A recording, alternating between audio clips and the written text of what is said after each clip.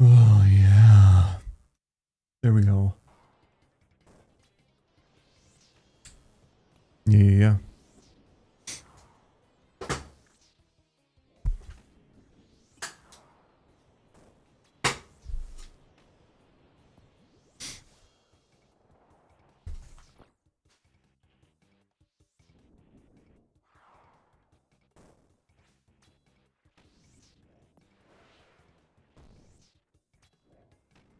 Solver.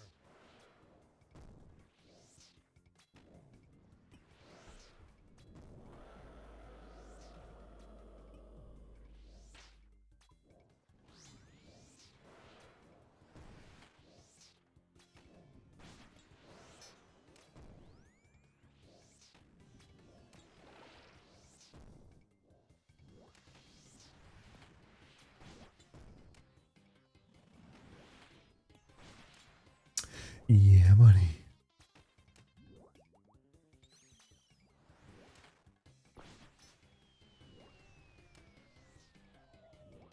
No, the misclick is crazy bad.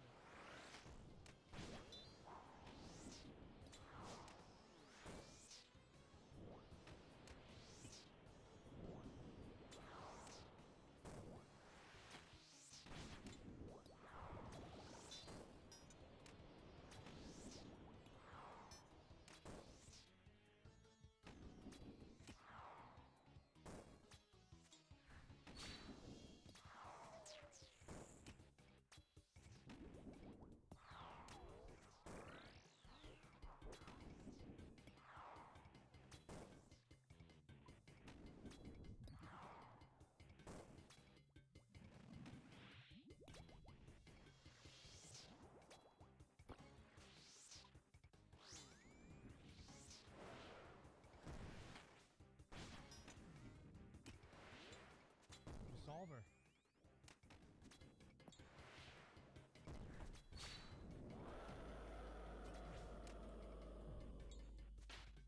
What up, big dog?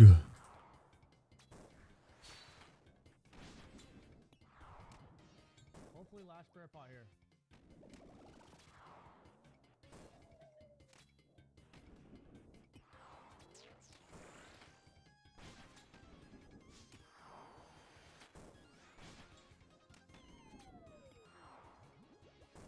Let's go, Bofa. We got this.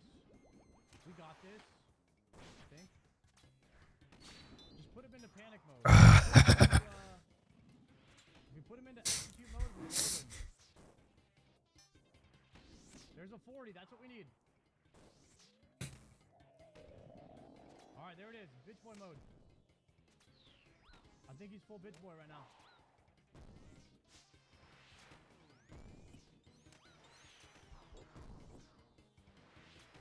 I think we're good.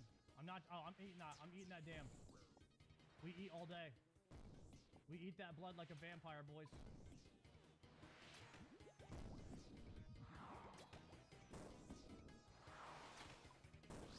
Big damage. Nice 38. Nice 38. Nice. Good RNG. No prey pot. No prey pot. We saved that. Savor the flavor. Oh, 37. There we go. There we go. Keep going. 37. We're crazy with it. No thrall either. Sheesh. Nice. And now we have salts. Now we have the Salt Bay. Oh, wait a second. I think we got to do Kefri right now. Wait, power does nothing. I take chaos. Power does nothing because of the spec. We take chaos. We got 2. We take chaos. Let's go. We got the RNG on our side. RNGesus is with us. We have to do Kefri first because Kefri's on a 3. I don't want to see him on a 4. I'm not trying to see him on a 4.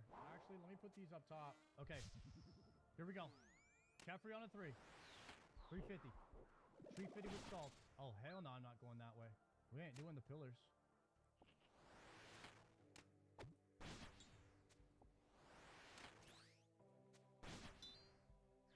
One, two, three, 4, 5.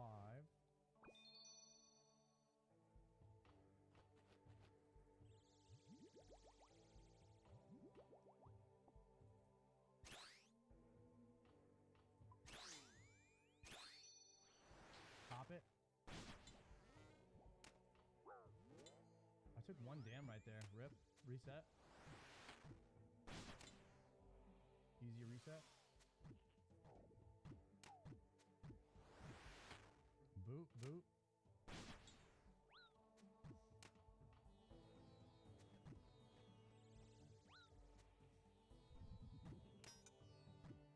Diamond, diamond.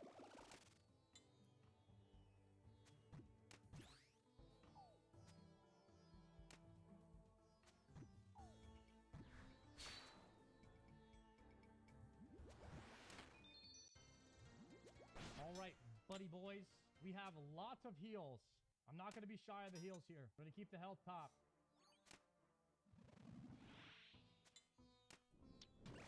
Nice little 13. Humble, humble. Keep it humble here. Keep it humble.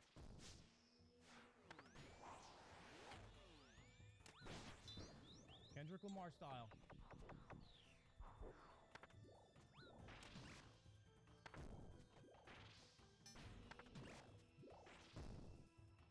Come on, buddy boy.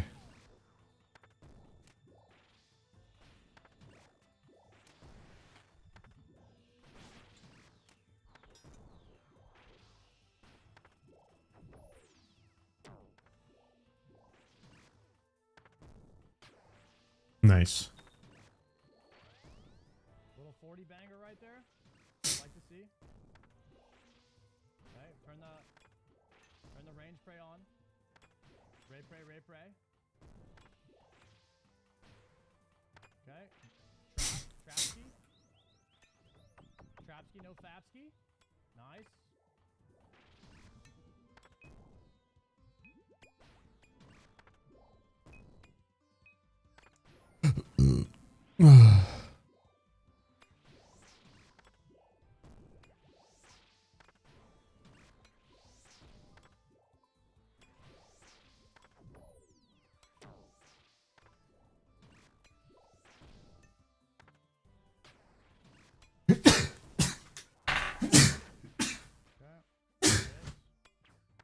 Keep that.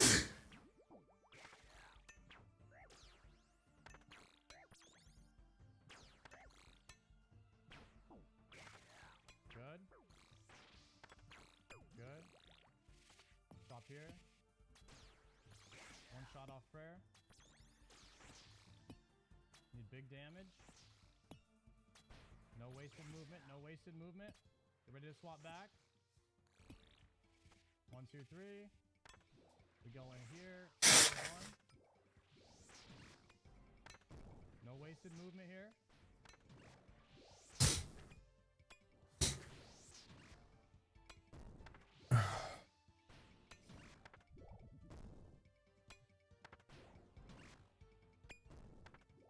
Move first, then thrall. Move first, then thrall. Okay, that was not a good bait. I did not see that coming. We're only gonna have half a room now. Could be worse.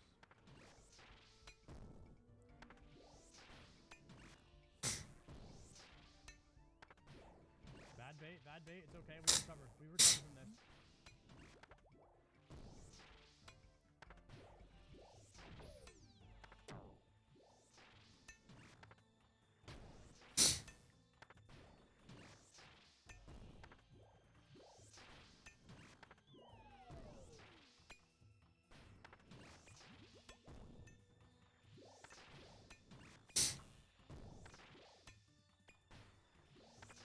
Wait for the knock here. goes all the way back corner.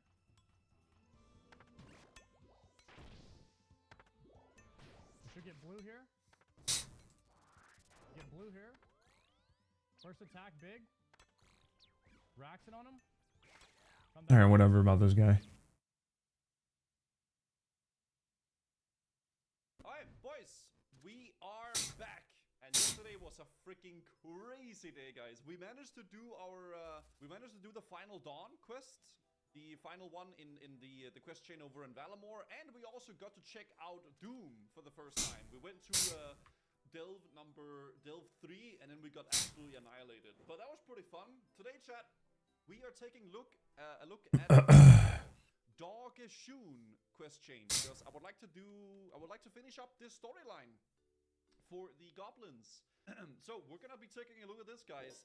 But before we do this, as you guys may know, I have been farming fishing lately, and I'm trying to get a bunch of Karambuanas because I farmed like 120,000 Karambunjanis. And if you guys have been following my streams and my YouTube videos for the past, I don't know, 100 days, I guess, I used to start my streams with Temperos openings. And that's what we're gonna do today, guys. We are actually gonna be going to Temperos and open up a bunch of rewards. And we have 51 rewards. Oh, I really hope we're gonna get it, chat. I really hope we're gonna get it. Ooh, okay, let's see. Spear flakes. Okay, swordfish. Come on. Okay, oak planks. Dude, this is like a throwback to the beginning of my freaking RuneScape journey, guys. I used to do these in the beginning of the stream. I'm trying to get the fishing barrel so I can farm Karambuanas a lot easier. Come on.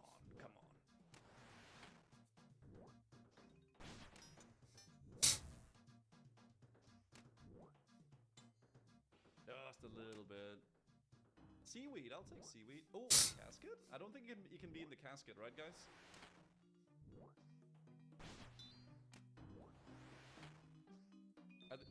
Ooh, soaked page.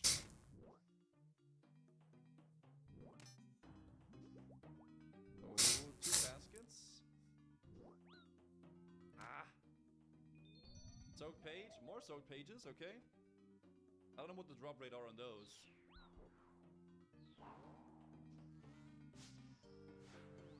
Freaking pling-a-ling-a-ling sound, man.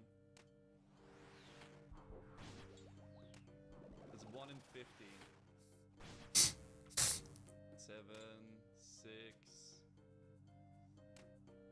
Oh, come on! Barrel! No barrel today, boys. It is what it is.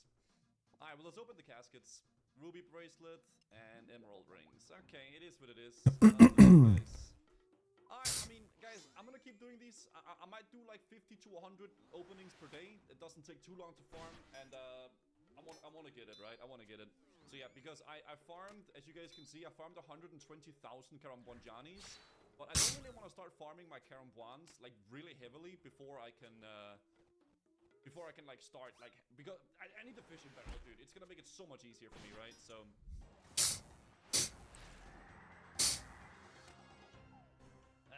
not personal best, but it is what it is.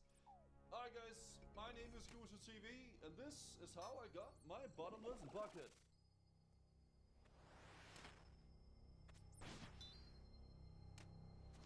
White Lily and Kronos, okay. How many kills have I gotten now? 22 kill count. Alright, boys, so today we're doing the freaking Dogeshun stuff. So, another slice of ham. We can start this quest by going to Urtak at the Dogeshun Can.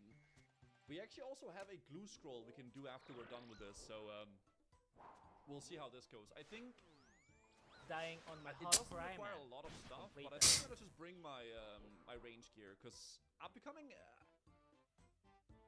I think we can all agree that range is like the best out of all the combats. It's just the most bang for a buck.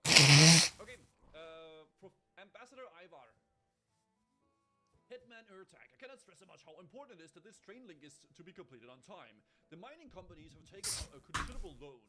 I understand your concerns, Ambassador, but you must realize that the discoveries must change the whole schedule. To remove them is hurriedly would be a crime against knowledge. What are you talking about? It's the new underground train link being built between our city and the Dorman City Kill the Grim. It will lead the pinnacle of Dwarven engineering, a great leap forward from the old steam-powered minecarts, a monument to the power of ingenuity of the consortium. And it would also be finished by now. Except that they found an old goblin bones they want to dig up. We've unearthed some very important artifacts that were burned during the Dorkishan Civil War. They could shed some important light on our history. Gooseman, do you have any experience with archaeology? I passed my archaeology exam at the... Ugh. I hate that quest. Oh god, yeah. Excellent. We had not had a major archaeological project for generations, so if you could give us some help, we would appreciate that. Start another slice of ham. Okay, guys, put you guys get your ham ropes out because we're gonna be going undercover today, chat, as ham to try to learn some stuff about this stuff. I'd love to help. Splendid. The path to the train tunnel is southwest of the city. Perhaps I fucking hate this boss sometimes. The fucking boss is ridiculous. Southwest Dorkish Can and talk to the archaeologist Tech Dag. Short quest. Let's see, guys. What was that laugh? Why did he do that? I don't know. Okay. God, they're so ugly. What do we want? Station. Oh my god, I'm so sorry, guys. Oh my god, they actually have a train station. What the frick? Dude, these guys are not stupid, dude. What the fuck? They're building a freaking train. Damn. Tech Dag. Oh, hello, Surface Dweller. I'm afraid we're a bit busy cleaning specimens at the moment, so I can't help you. Urtek asked me to come with the dig. I have a archaeological qualification. Oh, in case we could use your help. There are some ancient goblin artifacts buried in the ground underneath here. We want to extract them, but we don't have much experience, and we'll end up breaking them. Could you extract them, clean them, and then give them to me, please? Okay. Here, take this trowel and specimen brush. Ask me to extract artifacts. Need to dig up each artifact, clean it, and then hand it to the art. Oh, but I don't have a pickaxe, right? I hope these goblins hurry up with their digging. It's so frustrating having to work when the train link is nearly finished. Okay, they're kind and don't say you're ugly or assume. Okay, you know what, guys? I'm sorry for being pre-Joe-Jesus. Sonic! Hi, Gooseman. What are you doing here? I'm having a look at the things that are being dug up here. It's really amazing to think that they are the things used by my ancestor hundreds of years ago. Tic-tac things that some of them have been brought down here from the surface of the early Dorkishun. Artifact there. So, trowel?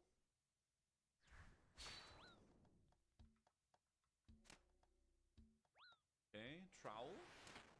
Axe head, okay.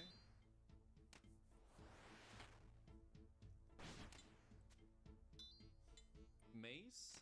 Amazing, guys. Okay. Shield. Okay, so it's a bunch of weapons, I guess. Thank you, Gooseman.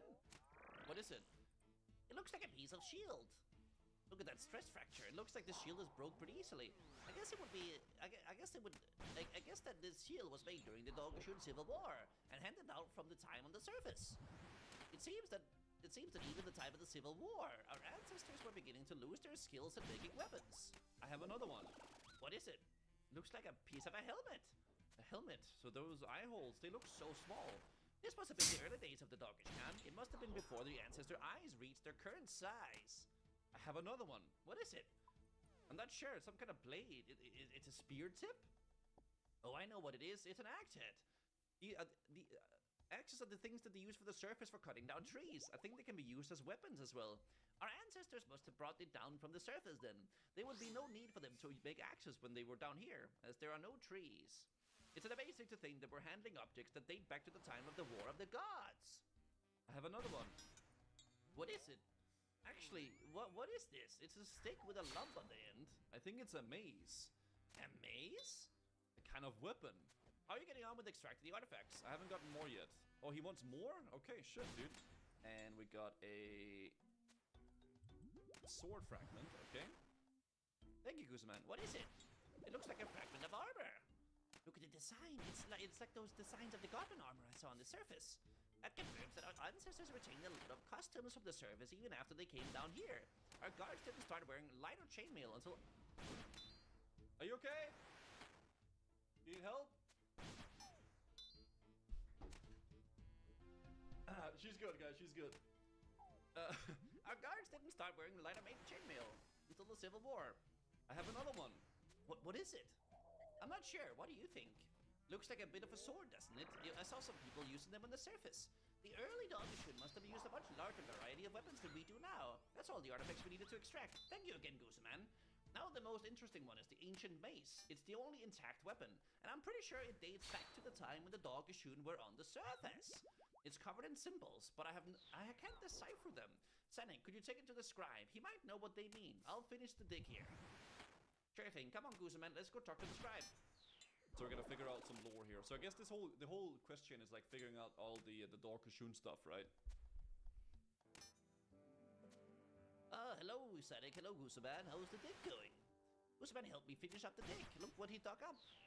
Senik shows the mace to the scribe. Interesting. What do you think it is? It's a mace. Gooseman says it's a kind of a weapon. I see. I certainly wouldn't want to be hit with that. You think it's a magical weapon from the surface? Can you decipher the symbols? No, I'm afraid not. Our written language has developed so much since that it's totally indescribable to me. Oh well. Wait a moment, Gooseman, didn't you say you talked to some surface goblins when you were trying to find your way through the mines? Oh no, not them. Oh god, I know where we're going. Yeah, talk to the generals at the Goblin Village. Perhaps you should talk to them again. They might know more about weapons than we do. Great idea. I'd rather not travel all that way to the surface, though. I wonder if Oldek could use magic to help us get there. I mean, I could just TP, but...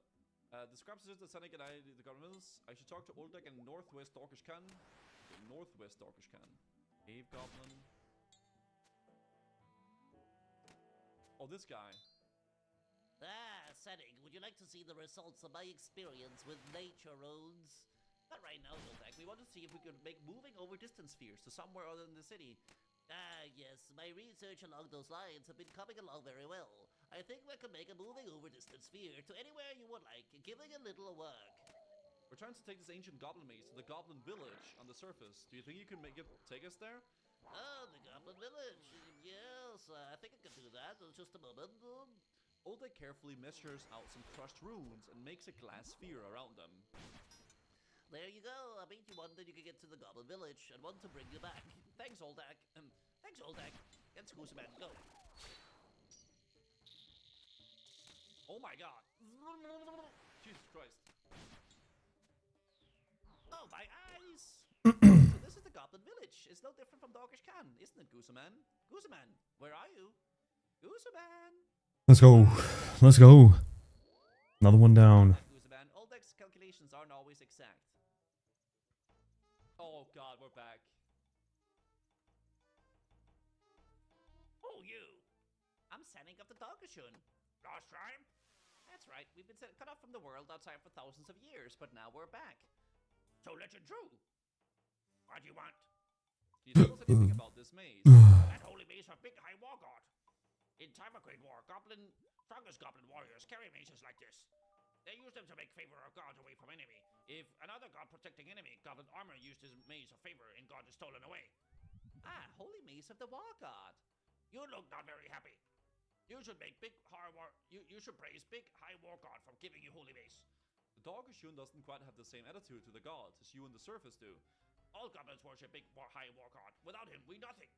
You're not real goblin. You're filthy human. I'm a goblin?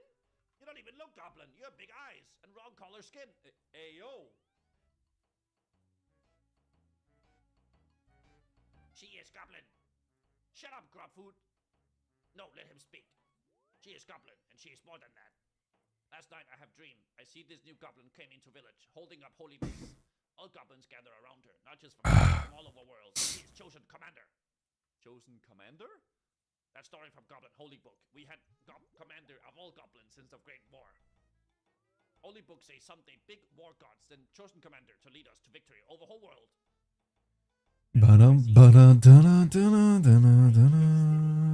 No. Not true. She cannot be chosen commander. She's not proper goblin. She don't worship Big High War God. But if she is, if we ignore her, Big High War God might strike us down. Alright. I'd not been chosen commander, but we let you talk to the people. Dropfoot, tell people in village to gather around.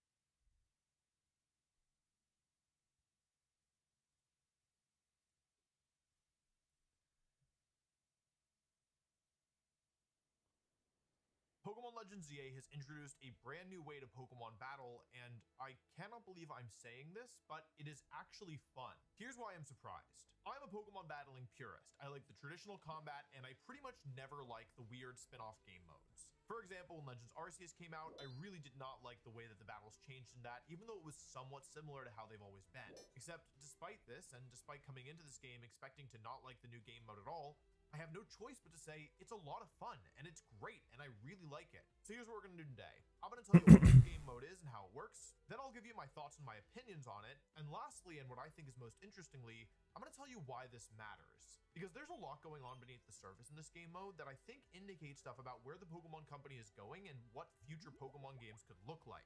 But we have to work our way up to that, okay? Because first of all, we have to explain what is this new game mode and how does it work. These new battles are a free-for-all with 4 players. The first thing that I noticed when I started playing is that the matchmaking is absurdly quick. Like, a 4-player match is not a ton of players, but surely, like, you need to wait at least a little bit, you would think, right? But I was basically in a game within 5 to 10 seconds, almost every single time I queued up, and I probably played at least 10 games already. The scoring system is pretty simple to understand. You get 1 point every time you knock out one of your opponent's Pokemon. The matches are only 4 minutes, and at the end of the 4 minutes, whoever has the most points, aka whoever knocked out the most Pokemon, wins. Oh boy, there's and more. Okay, Talonflame, kill it! Kill it with fire. For Alligator, that's not good. Oh, they switched. Okay, well that's cheating. I'm gonna run away. You get 3 Pokemon to use total, and they're all automatically set to level 50. Every single time one of them faints, you have a short respawn window where all of your Pokemon are healed back to full HP.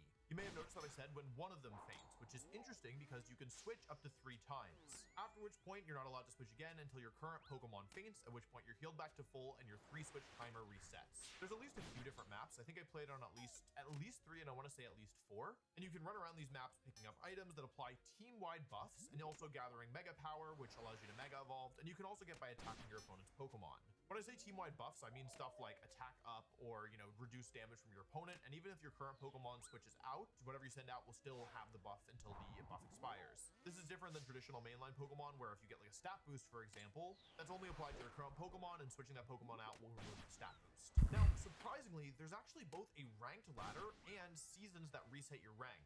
We're going to come back to why this is important in a second, but I think it's actually very interesting, especially in the context of Legends Arceus. Now, playing this game mode is how you actually unlock the Greninjite. Greninjite. You need to climb to rank K in order to get this, which sounds pretty high because you start at rank Z, but I did this in 30 minutes, and also I haven't even come close to beating the game yet. Like, my Pokemon are not that strong. Like, my Pokemon are in the 30s at this point. So, yeah, something you should worry about. You can get this very, very easily. First to Mega Evolve, first to claim items, there's other bonus points you can get. I'm ranked X. I'm ranked W for Wolf. I'm no longer ranked W. Now I'm ranked V for Wolf. Now I'm ranked U for Wolf. I got a lot of points. You're pretty much always going to get points unless you really, really mess up. This might change at higher ranks, but at least for me, like I played for an hour, I climbed to rank I, and I only won a couple of the games. Like most of them I didn't win, but I still was able to climb a fair bit because you get points for doing things other than just coming in first place. How many Pokemon you knock out, if you pick up the first item. There's a ton of random bonuses that I saw just in my hour of playing so far.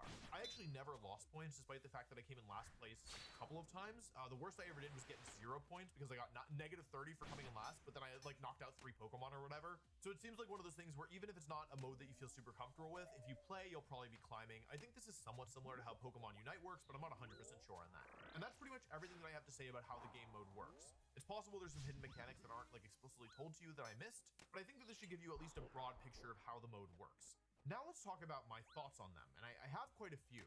Like I said at the beginning of the video, I'm shocked that this is actually fun. My initial thought is that this is a fun mode, and it's kind of dumb. But it's genuinely fun. I'm having a good time. Currently, while I'm working on this video, the only thing I want to do is not even go play the main campaign, but play this weird game mode that I don't even like. I am like a hardcore traditional Pokemon battling purist. Like when they change things, I'm like the kid who only eats, beige food, and I'm like, I don't like this. I want what I normally want. And also, like I mentioned, I came in with very low expectations because this is not the first time Pokemon tried to do a free-for-all. During Sun and Moon, they had this thing that I think was called the Battle Royale, and it sucked. It was awful. It was, in many ways, it was actually quite similar to this because it was 4 players, 3 versus 3 versus 3 versus 3, and you got a point, I think, every time you knocked out one of your opponent's Pokemon. But the reason why it sucked is that as soon as one player lost all of their Pokemon, the mode just ended. Like, you wouldn't play until there was only 1 player standing, you would play until there was only 3 players standing. I came in expecting this mode to be super fun, and I was just so disappointed. So when I saw that they were doing something similar, I kind of just assumed it would be bad again. I think that basically this mode takes the few good things from that mode and just replaces all of the bad stuff with things that are actually fun. It's honestly very impressive. First of all, the battles happen super quickly. They're only 4 minutes long and there's basically no downtime. My Pokemon were not very good when I was playing this mode, and so my Pokemon were getting knocked out a lot. When you combine the fact that the respawn timer is extremely quick and the fact that there's almost no waiting to find opponents to play, at least at this point in the game's life cycle, it means that there's basically no downtime at all. You can just continually play over and over and over again with a lot of natural breaks because every 4 minutes you are starting a new match. Now, because the game came out yesterday and this video is being posted after I record it, it's Friday right now, the game came out on Thursday and I'm posting this on Saturday, I'm on a real time crunch to make this video. So my plan was really only to play for 30 minutes to get a sense of how the new game mode works so I could make this video. Despite the fact that I had everything that I needed, I ended up playing for double the amount of time. I played for over an hour, despite knowing that I really needed to get going because I really needed to work on this video for you all, so my poor editor isn't, you know, like super stressed working on this because I was just having so much fun. And despite only playing for an hour so far, it's very clear to me that there certainly will be some strategic depth, both in the Pokemon you choose and in how you approach the battles themselves. Something that already stood out to me just from my very initial games is that because you only get 3 switches, choosing when to use them is important. Sometimes you might want to conserve a switch and just like run away instead, although that's pretty risky. And sometimes you actually might want to let one of your Pokemon get knocked out in order to give a point to the person who's in last place if you have a lead. Like if you think you're going down anyway, you would rather give that KO to somebody who isn't as like big of a threat to win compared to somebody who is. Nice, okay, all my Pokemon are about to die, so I should just die to the Gyarados, right? And I think that could actually introduce that kind of natural comeback mechanic at a high level. I will say that one of the first things I noticed is that like camping, running away, and not fighting seemed like a viable strategy on the first day. I've got this strategy, you just play like a little wussy. And of course, I love running away, and so, yeah, I was very excited to just run away and try and come in and steal the kills. But what I noticed is that if you're running away, you're not fighting. And at least for me, it's really hard to time when to come in and actually pick up a KO, so I'd often just waste my time while other people were knocking each other out and, yeah, like, getting the KOs. It's not clear to me exactly yet which moves are only, like, good up close. Like, I had a lot of moves that were, you know, somewhat next to an opponent and just missed, versus which ones work when you are, yeah, like somewhat far away. But there were a couple Thunderbolts that knocked out my Pokemon when I was, a good, you know, several M-Bolts length away from an opponent. So I think people will camp, but I also don't know if that's actually a good strategy or if it's just, like, something that people will do. I will say that there is a certain prisoner's dilemma going on where only the final hit that actually gets the KO matters. So doing the first 95% of the damage is the last 5%. But of course, if nobody does any damage and everybody just waits for the opponents to get low, then no one will ever get low and there won't be any KOs. I'm gonna be really curious to see how this develops. The Pokemon you use definitely matter. Certain Pokemon are very clearly better than others. Off the bat, if you're looking to climb in this mode, use Gardevoir. That's my impression. I played a lot of Gardevoirs and a lot of them just completely boomed me. Gardevoir might be the most broken Pokemon in the game is what I'm learning. Moonblast, Thunderbolt, Psychic, my Pokemon were not lasting very long in front of that thing. In general, my guess is that Pokemon that can Mega Evolve are going to be the best in this game mode. They're just strong Pokemon generally, and it just gives you more options if all 3 of the Pokemon that you're bringing can Mega Evolve. But of course, it's day 1, so I don't really know. That's just my initial impression. Bulk seems pretty important to me. Pokemon that are going to get knocked out easily will struggle. Like I said, I'm not that far into the game, so I didn't have that many powerful Pokemon. I was using Absol, Talonflame, and Meganium. And my Absol kept getting one-shot, which was not cool. I think ideally you want a Pokemon that both has some bulk and is a little bulky. I'm gonna guess speed, at least at first glance, seems less important than both survivability and, power. Because every Mega Gardevoir Moonblast one-shotting my Absol just meant that I was kind of at a big disadvantage, because not only was I giving my opponent points by fainting, but I was also in downtime during that period where I was getting knocked out. You also want to be able to get full value out of your Mega Evolution, and if your Mega goes down quickly, well, you know, that's not really getting full value, is it? So we've talked about what the mode is, and now we've talked about my thoughts on the mode. Overall, very positive. But here's where I think things get really interesting, because I think that this game mode actually matters a lot and has bigger implications than I've seen people talking about. I do want to preface by saying that this is just, you know, me putting on my tinfoil hat and trying to interpret things like moving forward. I'm just a guy, I don't know anything more than you do. At the same time, though, I do feel like my track record with this kind of thing is actually quite good. In fact, my guesses are probably very accurate if you want to go back and check some of the things I said before Champions, even before Scarlet and Violet. I had a video where I predicted terastallization before it was confirmed or even leaked. So take this with a grain of salt, but also, you know, I think that there's probably at least some truth in my words, even if my interpretation isn't totally correct. Pokemon battles haven't really changed much since the series began back in 1995. Of course, they've Dying evolved on a my lot. heart. Come on, man. The modern game is almost incomparable to you know, Pokemon Red and Pokemon Blue, but it's an evolution, right? It's not a sidestep. It's not a pivot. It's What the just fuck? a natural evolution of that system. And the main reason why I think that's the case is that the battle system has been refined for so many years, and it's very, very good for player versus player battles, which is a core pillar of the series. Like, you have to be able to battle your friends. But in some ways, I do think that the traditional kind of RPG style of battle system might not be the best one suited for modern Pokemon games. And that actually puts the development... Motherfucker, collect. Let me collect this shit. If you cut the traditional battles, first of all, fans are going to be very upset that they can't battle their friends with their Pokemon that they've been using since, you know, they're almost 30 years at this point. Wait, 30 years at this point? That's crazy. But the alternative is to not really introduce anything new and just continue, you know, iterating on a system that, frankly, is really good and is probably near completion. Like, it's probably the Pokemon battling system. Fucking stupid ass goddamn At least boss. the Pokemon battling system. But I'm getting ahead of A myself. fucking ghost. You occasionally see experimentation, like in Legends Arceus, for example, but that was a game where it wasn't even possible to battle other players. Like, even, you know, if your friend had to switch right next to you, you couldn't link up and play with each other. And I think that it's not just about the single-player campaign. Like, battling other players, I think, is a core part of the series, and it's important to them. I, like many people with siblings who grew up with Pokemon, have very fond memories of, you know, battling my little brother, you know? Like, that's, I think, a really important thing to the future of the franchise. And where I'm going with this, and why I think this matters, is that a lot of this ties back to Pokemon Champions. Not Pokemon ZA, but Pokemon Champions.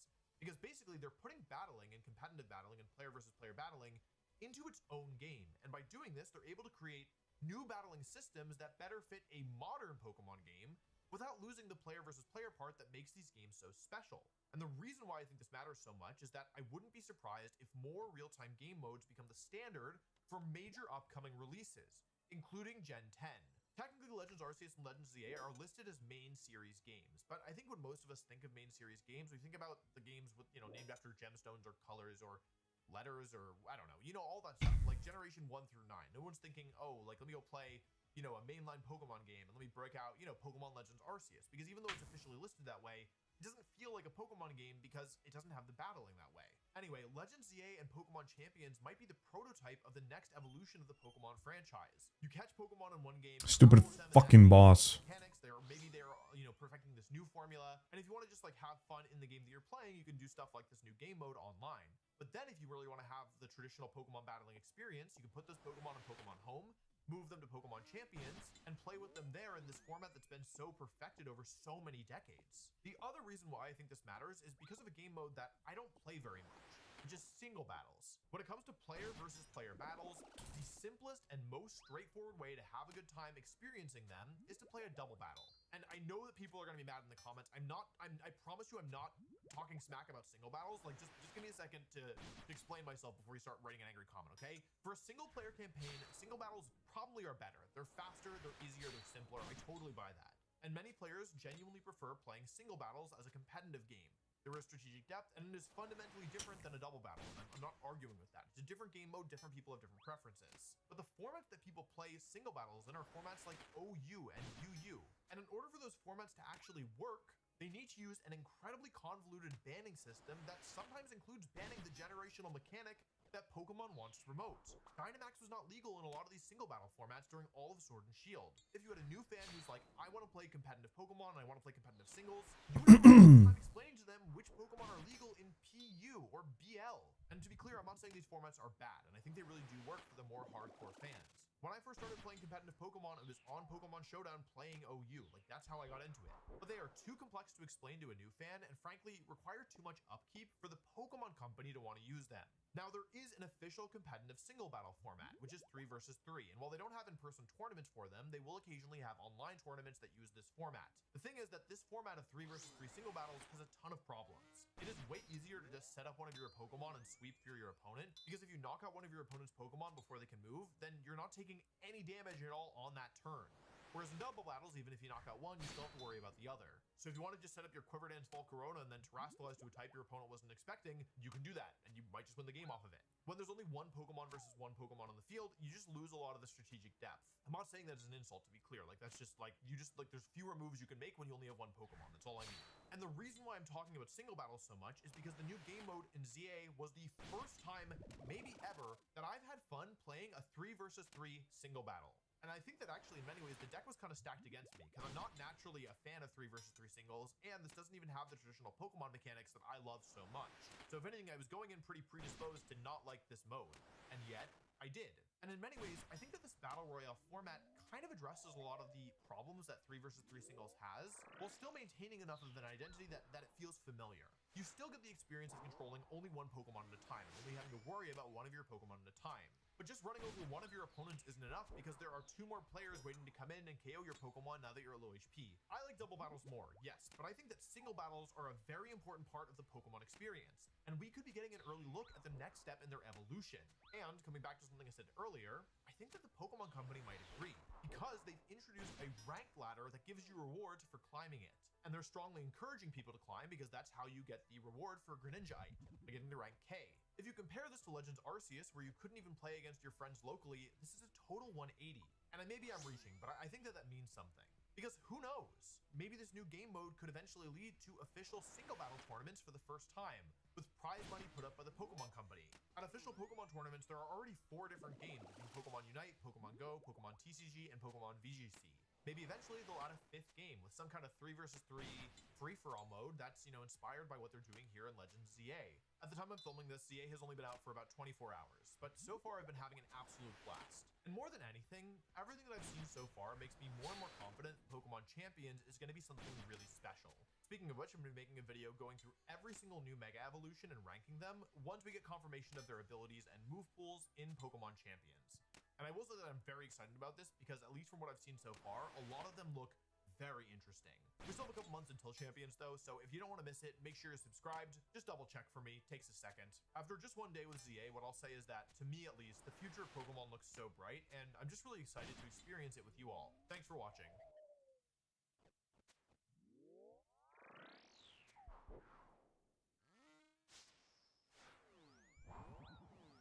Let me see how many heads we got. Edgeville. Okay, I have my partner in crime. We have Nyland over here. Yeah. We need, you know what we need? If you're coming to the Wilderness Agility with us right now, okay? What we need is when I yell out gate, and you're a main account, right? Or like a level 90 or higher and you're not an Iron, we need people to like go to the gate and be ready to debo spec or like volatile spec somebody that's trying to escape. You know what I mean, chat? So like, let's not make it worth it for them to come to the events. So if they do try to escape, we just kill them. So if you are coming to the event, make sure you try to bring a Debo or something. So when I yell out gate on stream, you guys all go to the gate and then Debo spec them. Because a Redditor tried to cancel me and say that I was RWTing by doing this, every like is now going to be 20k OSRS gold and every subscriber is going to be 200k OSRS gold. Everything is doubled till the end of the series. We are maxing soon. Make sure you click that like and subscribe. I'm going to pay the ticket dispenser. I'm going to tag it. And then we're all going to hop to Bounty Hunter World when I say. Guys, we're not going to, be uncoordinated. We all have to. I already hopped. Everybody, World 319 if you're already there. Sorry. Oh, man. All right. Looks like we got the course. Everything's looking smooth. Now there's going to be rats to come, and we got to make sure that we kill off all the rats. How did you die yesterday? We were like 8 hours deep, and all the boys logged off that were helping me PK people. There's a couple people that logged in to kill me because they saw my supplies low. But there was also like everybody that like decided to turn on me, like all the raggers and stuff. And I had low supplies. I think I had like a brew and a half. And then I just got spec through prayer like 4 times and I died. Through prayer, by the way. All 30s. Thank you, Jagex, for f***ing me over. I really, Oda, you died to a shitter? I did. But what do you want me to do? Like, the brother literally VLS'd me 4 times through prayer and I died. All of them being a 40, 35, 35, 29, 34, some shit like that. Oda, the reason why I'm doing this again, bro, trust me, this method, like, I could do 10 hours of Prif or 10 hours of Relica or doing with Summer Pies. Reason why I'm doing events like these is because it helps a lot of people in the chat out, like in terms of Iron Men. This could be an event for just everybody, not just for my community. Like, you guys can hit up your boys, even if they don't watch streams or whatever. Be like, yo, come do Wilderness Agility on your Iron. This is free cash. You just come in. Actually, let's check out the arc right real quick. Get a decent amount of XP, dip out. So right now we've hosted 3 including this one. I'm going to host another one tomorrow, and that's going to be 4, and then I'm done with Wilderness Agility. I've done my part for the brothers. if you haven't showed up on any of the days, they were all random days too. So I mean, one of the days you probably had a chance. Oh man, I just drank a brew by accident.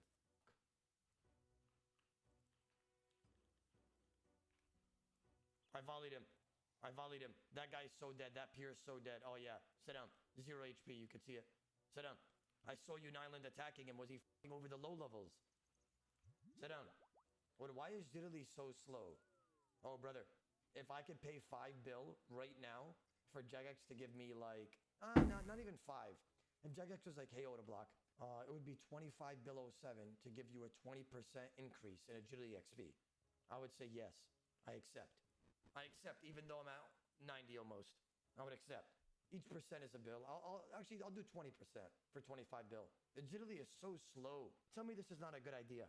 Tell me if I'm cooking with ice or I'm cooking with, the stove on completely. They should make, since wilderness agility is dangerous and you have to be in 54 wilderness to be in it, and you have to cross multi, and it's a hot spot for PvP, why not add a thing where you could exchange the GP you would get from the dispenser, and you could translate that into XP.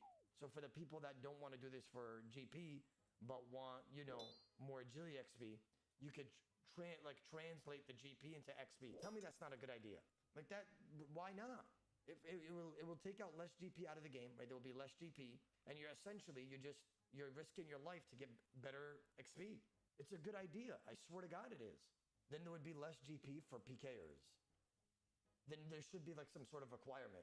If you want to go that route, you have to pay the ticket dispenser like 500k or 1 mil or something, and then you lose that on death or something. I don't know. They can tweak it, obviously. I haven't really thought about it, but I just spoke about it yesterday.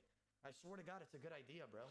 Like, agility is so slow. They could make, like, this is a wilderness agility course at the end of the day. You have to go all the way to the wilderness to be here, multi, 54 wilderness. It would make sense to take that risk to get that type of reward.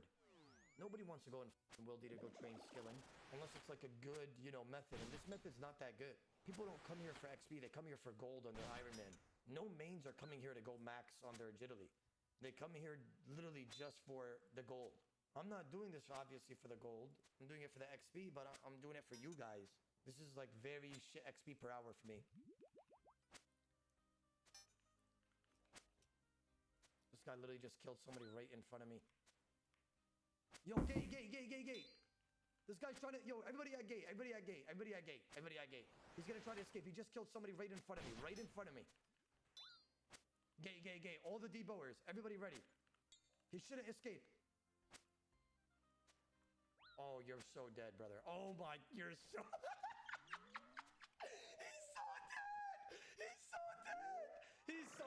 He's so dead, bro. Oh my God, he's so dead. Oh my, we have power right now, bro. Oh my, that brother just got... that brother just got hit with 700 dragons. Nah, bro, that brother's dead. Hold on, I got his key. Oh, you hit a 61 volley? Nice. Good shit, guys, good shit.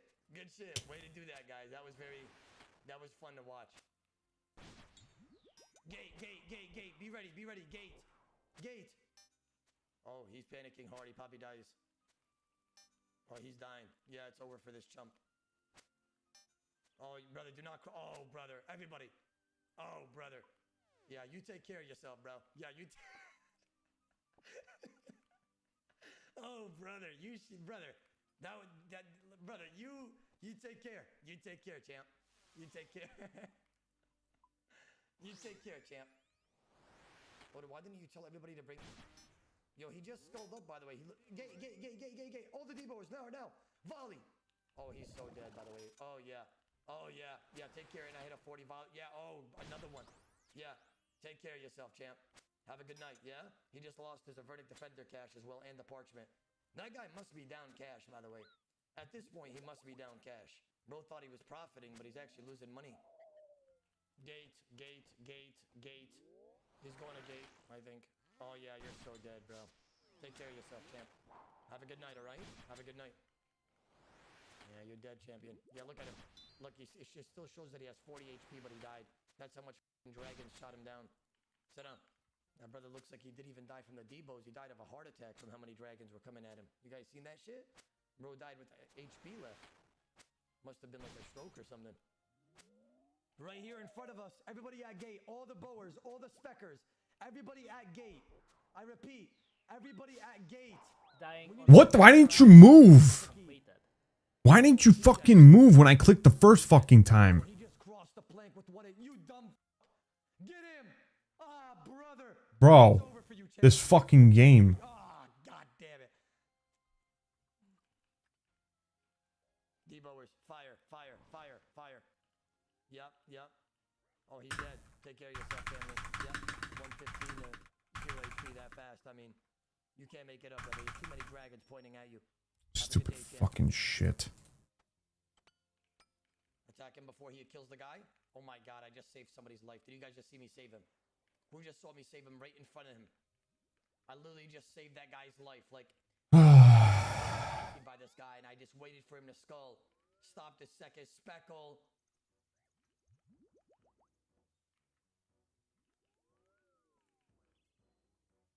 I just saved one of you Iron Man's life, by the way, like mid-Karasi, like he was trying to kill one of you, and I was like, no! And then I just stopped him in his tracks and made sure that I took his dumb ass out. Hello, Kiffin. How you doing, my man? What's going on? Oda, you will never get 99. Why do you say that, Zog? It's because I'm doing these events. I'm not gonna lie, these events actually take a toll on my mental health. Like, I actually, like, I'm not even gonna sit here and lie, even though, like, I try to host them for the boys, they're actually just fucking annoying. I hate doing them. I'm gonna be honest. I'd be lying if I said otherwise. I just want everybody to get a lot of value out of it, right?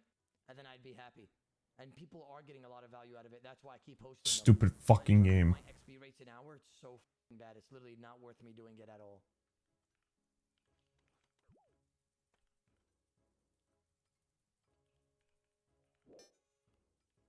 Oh, brother. If he survives that, the P-neck's f***ed, bro. I'm not even going to say you're in line. If he survives that, the P-neck is just f***ed. Oh, no, he's dead. Yeah, like, brother, if he survives that, that's crazy. He did not escape with that key. We need some gate. Somebody's going to escape on the gator. Never mind, I caught a freeze on him. I should be able to kill him right now. Give me the Baraga. Nice. Two-step tile with the VLSer. Good fight, my brother, man. You did well, but I did better. I avenged you. Whoever died there. This guy's killed a lot of people. Somebody in the chat just said he just died to 82 tickets because of this guy. I gotta prioritize him, bro. This guy should die here. We're not gonna let him escape. He just killed somebody for 86 tickets. He has to die. Later, idiot. Sit down. We got your revenge, champ. We got it. We got your revenge. Stupid fucking guy. This guy's been killing people too. I got him. He also had a key on him. I got his Void Waker. You gotta be fucking kidding me, bro. Like, what? Like, what are these raggers doing? Look how bad they are. I guess I'll use it. Oda, that was me. I killed Venom. That was me, oh. No, Jaruz, was that you? I was told that you were killing people. Why are you not using protect item either? Are you stupid? Bro, Oda, you scared me by surprise. I for real killed Venom. Alright. I believe you. I'm a man of forgiveness. I'm a man of, you know, honoring what I see. I believe you. He's lying, though. That motherfucker killed me with the Void Waker. Well, look, guess what? It's mine now. I have it in my inventory. Look, I can wield it too. Yeah? I have it in my fucking right hand. You thought you're gonna get away Attack. with it right in front of my eyes, you piece of shit? You thought Fuck's sake, dude. Somebody already This told boss. You motherfucker. You piece of doggy. Eat this. The slicer.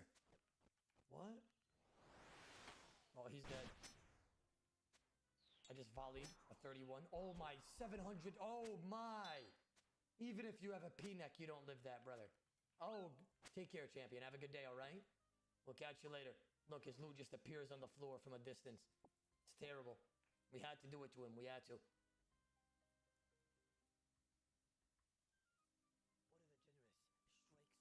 No way I just gave RNA's Void Waker back because I'm just so generous because he's a loyal viewer and I actually believe him that he was not ragging and I'm just such a nice guy. Alright, yeah, added all those names.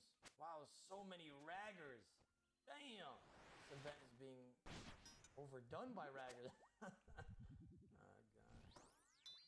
God. fucking won. The Yami kid died. That's good. Let me take the 2 blighted restores that he has.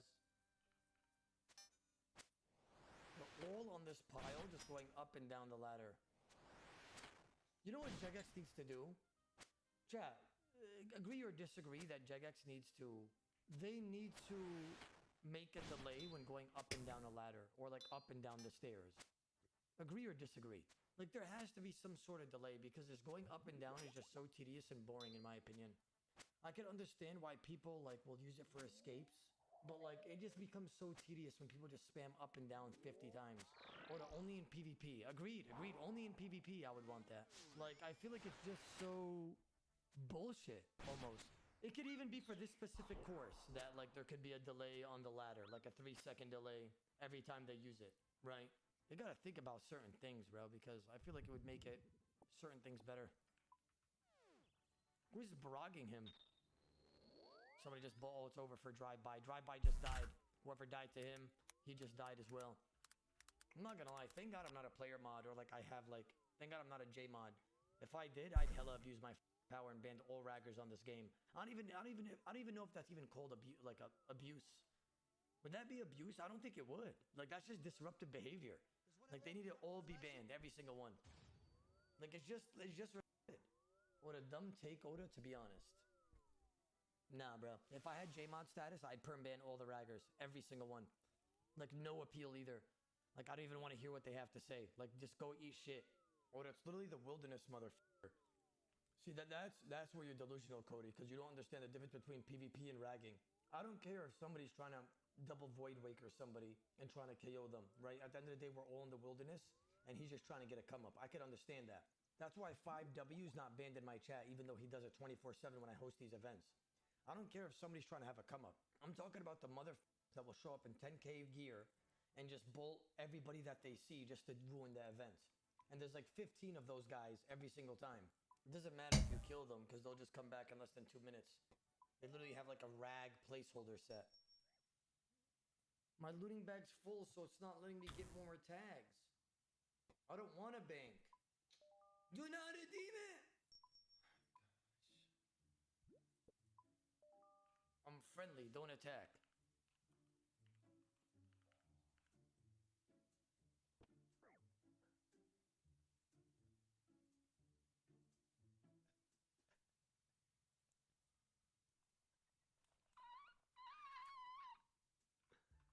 I'm not gonna lie, bro. As soon as I saw all the debos, I had to let it rip.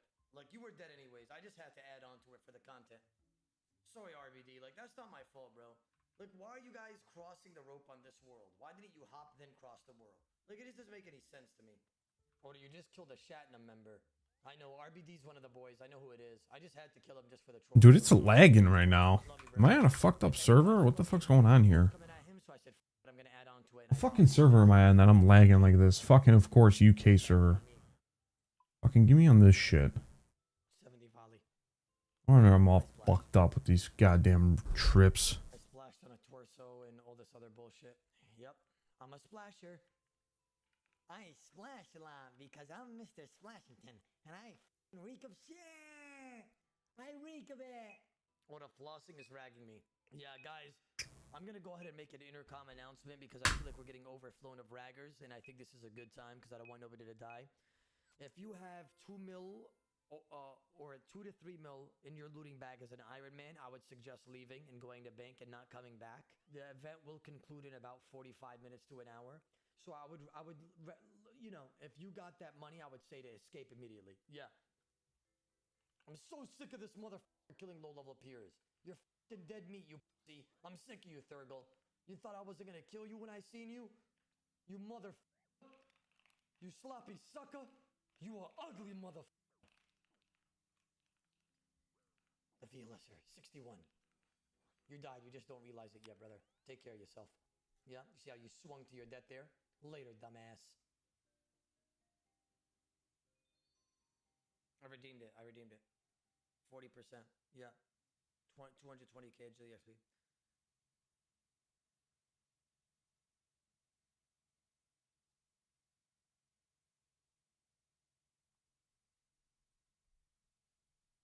This is what's gonna happen.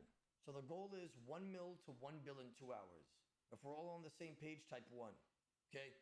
I gotta spend the first couple of minutes of seeing what gear I should possibly buy for Rev Caves. Immediately try to get kills on the pier.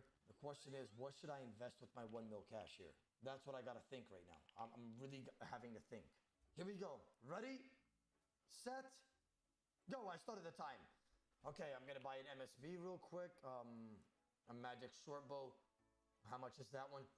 814. I don't know why I just price checked it though, because that's a waste of time. I'm gonna get about let's say 75 arrows. Yeah, I'm gonna get a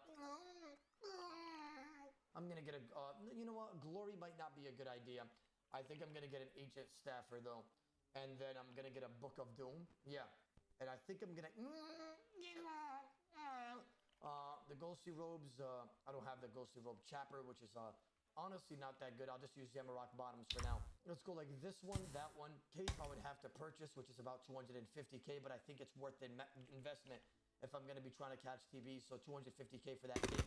Yeah, I'm going to need to get a Dragon Dagger, a Glory, a Strength Ammy, or maybe even an Occult. Can I afford a Occult? How much is an Occult right now?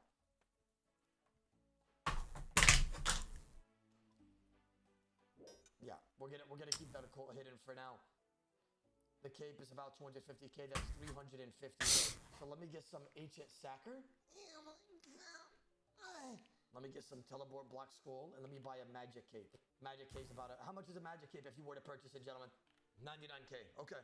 I need a Ring of Dueling, maybe even a Ring of Recoil investment. Book of Darkness is about like 20k as well. Black D'Hide Chaps. Here we go. I'm gonna price check everything here.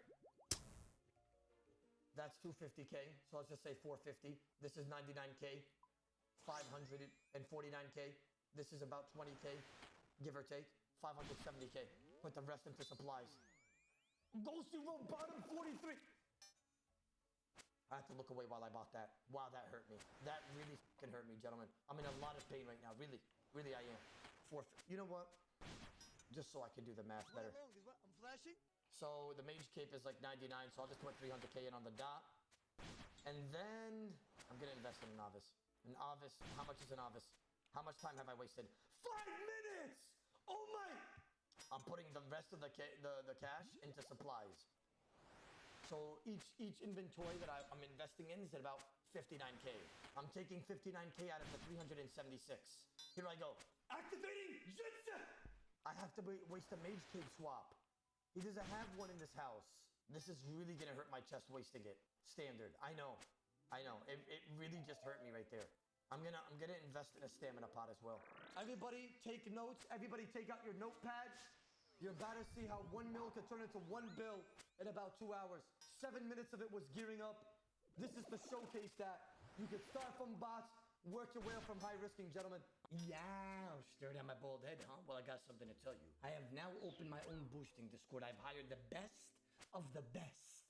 Trust it, and you guys will get whatever you guys want done for you. I'll give you guys some examples. Fighter torsos. Maybe you want somebody to dance while you burst on your Iron, or maybe you want to get a mega skill on your Core Iron Man because you don't want to dedicate that much time into waiting to getting a purple. It got the best boosters. Our team is filled with PVM champions, world record holders, top KC players. We're also hiring pep boosters for Serachness, KQ, KBD, DKs, and God Wars. Join the Discord and become part of the gang if you'd like, obviously. Our pricing is higher. Yeah, it is. But because we don't do any reward trading, every GP that we get in this Discord gets funneled down into giveaways or events for the future. There's also swapping the Discord, so if you play RuneScape 3 or Ursares and want to switch to one another, we offer that in the Discord as well. I also plan on doing coaching soon. Yup, coaching. You're gonna get live access to top tier players, helping you master content, speed runs, and whatever you desire. I might even do some coaching in terms of PvP one-on-one with some people. We're also going to be doing giveaways, whether we offer a free mega scale or service, or even OSRS Gold, obviously. So take your place in the server. This is perfect for people who don't have crazy gamers as friends. They need that extra boost to get that chitting done. Take care and make sure you join the Auto Boost Discord.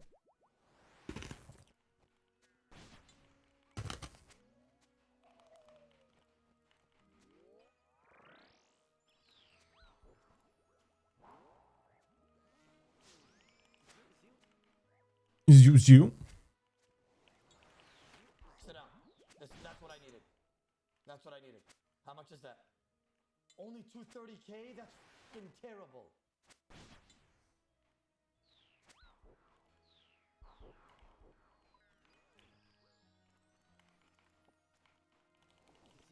Oh my god, I just double maxed almost. Did you guys just fucking see that? I just almost did a 31-31 double max. 500k. Oh my god. Okay, the luck's changing a little bit. 231k. 500k. I'm at 731k profit. Okay. I almost just double maxed the DDS on a pier, which was a 31-31 just now with this stuff on. 731k now. Okay. No, I like that. That's something that I can work with. You know, that paid for the most of the investment that I just did. I've only spent about 60k in supplies right now. Actually, it was like 59k.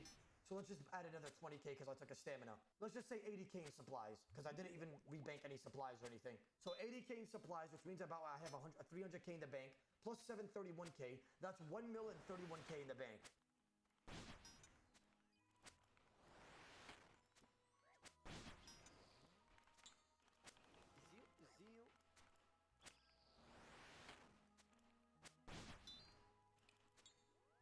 Forgot to get 3D. Actually, I'm liquidating everything. It's too dead. I'm liquidating everything. I'm going to Bounty Hunter with a debo and a throwing axe. Talk to me about that. Talk to me about that right now. Is that the play? I put 376k in the bank for supplies. So I have 1031k because I only wasted like 80k in supplies. Okay. 300k plus 731. Okay. How much is a dark bow? Oh no. I'm stressed right now. Can I high alch this cape? High alch 48k. I'm high alching it. Just act like I high alched it. 48k. How much does this high alch for? I'm high alching for 120 GP. How much is this?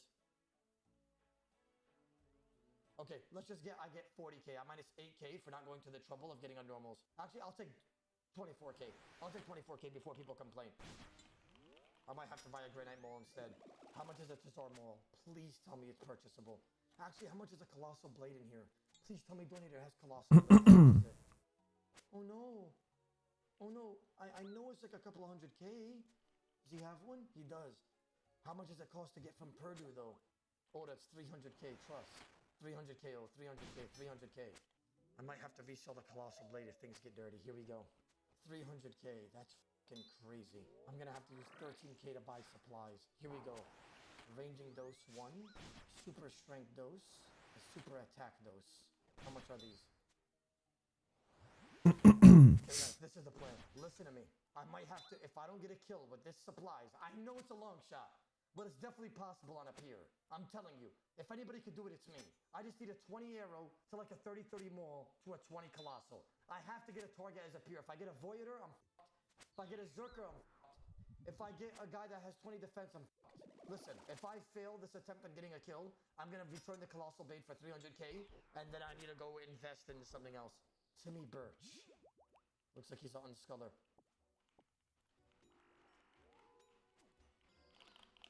I'm gonna try to get him to type while I spec.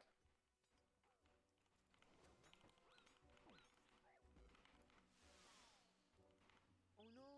Oh no! Fuck, I thought if I run away and I just throw arrows. Oh no! Nah, that was it! How much did I need there? No, that was it! How much did I need? No! I need to return this for 300k. I'm investing it all in supplies. I'm putting 300k into supplies. Here we go. Okay, I just wasted 47k. 47k out of my 300. I don't think this guy's gonna die to like a G-Maul smack, a double maul though. I think I'm... Unless I get him while he's DDS specking me and I randomly spec. Maybe I wait and I bait his DDS specko.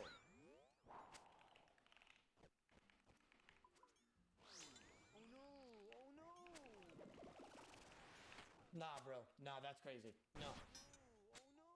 No, that's crazy. Is it worth potting? It's not.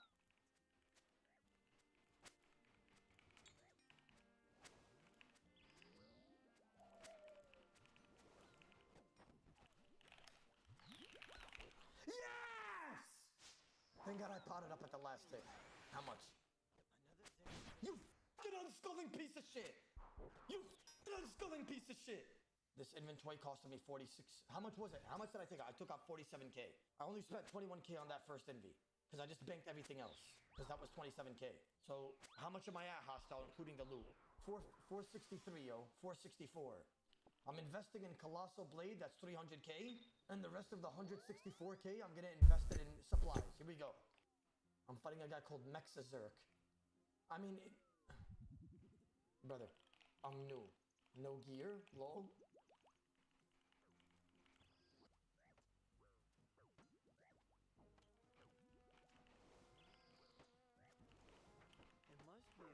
It's worth it. It's worth it. It's worth it. It's worth it. It's worth it. It's worth it. I don't know what it's hella worth it. I don't know what the fuck I just got, but it's hella worth it, bro. Bro, this account has crazy RNG. I just hit like a 76. I lost the Colossal Blade, but it's fine. Oh my god, I got the Debo. Bro, I hit a fucking 70 plus small through that, by the way, with my gear setup. I hit a 70 plus small. That was worth it. That was worth it. Wait, time out.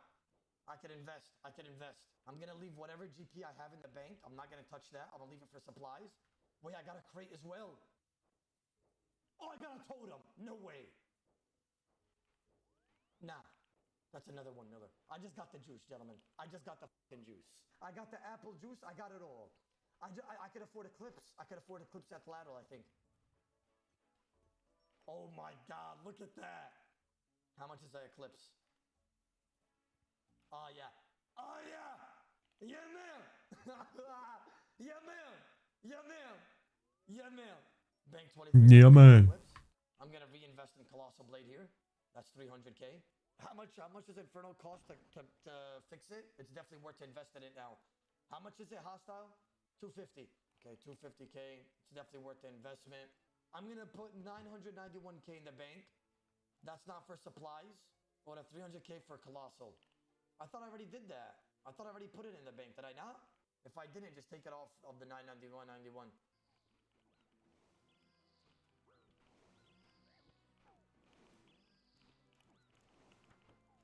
Oh my, bro, this account was RNG. I almost just maxed again.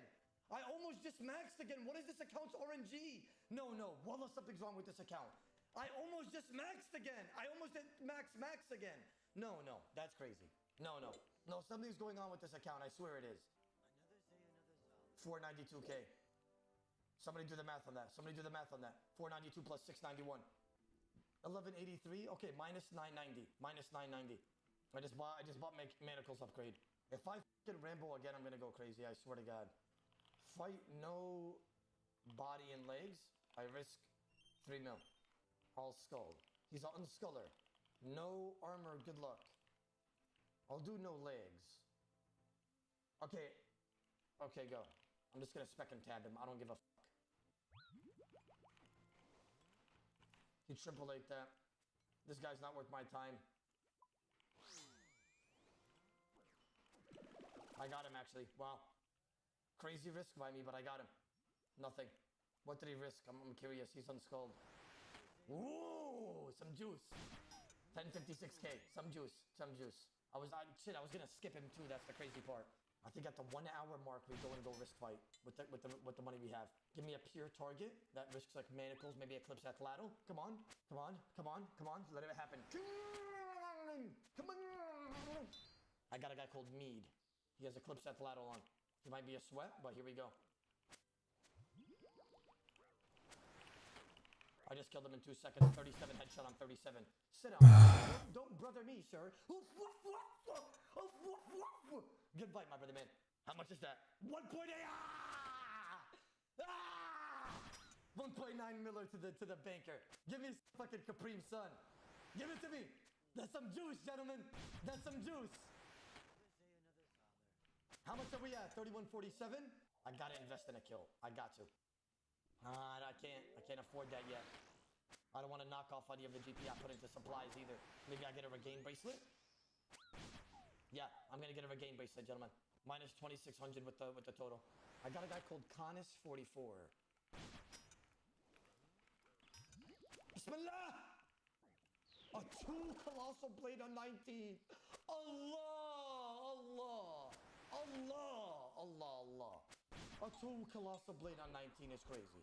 I used up all the RNG. I used up all the RNG. I'm back to shit RNG, guys, again. What time? An hour and 3 minutes left. 50 minutes to an hour. I gotta go risk fighting.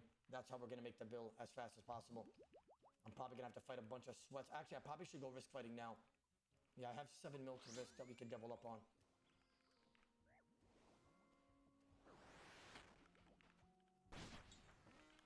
Oh my Allah! Allah! Allah! I needed something there. Give me a totem? No totem. How much is this? 100k? Ooh! Ooh, that was worth killing. Ooh, that was worth killing, gentlemen.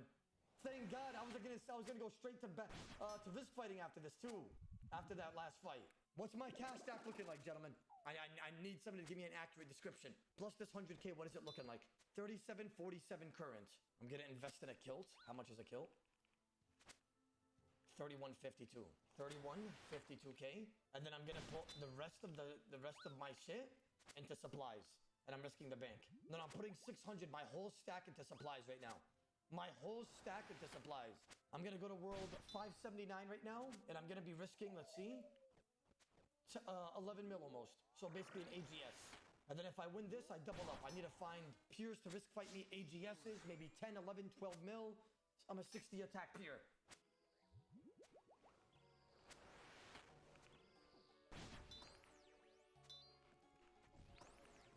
He tried risking it. Fucking beautiful. I'm doubling up. I'm doubling up. That's what we needed. I'm doubling up. Let me see.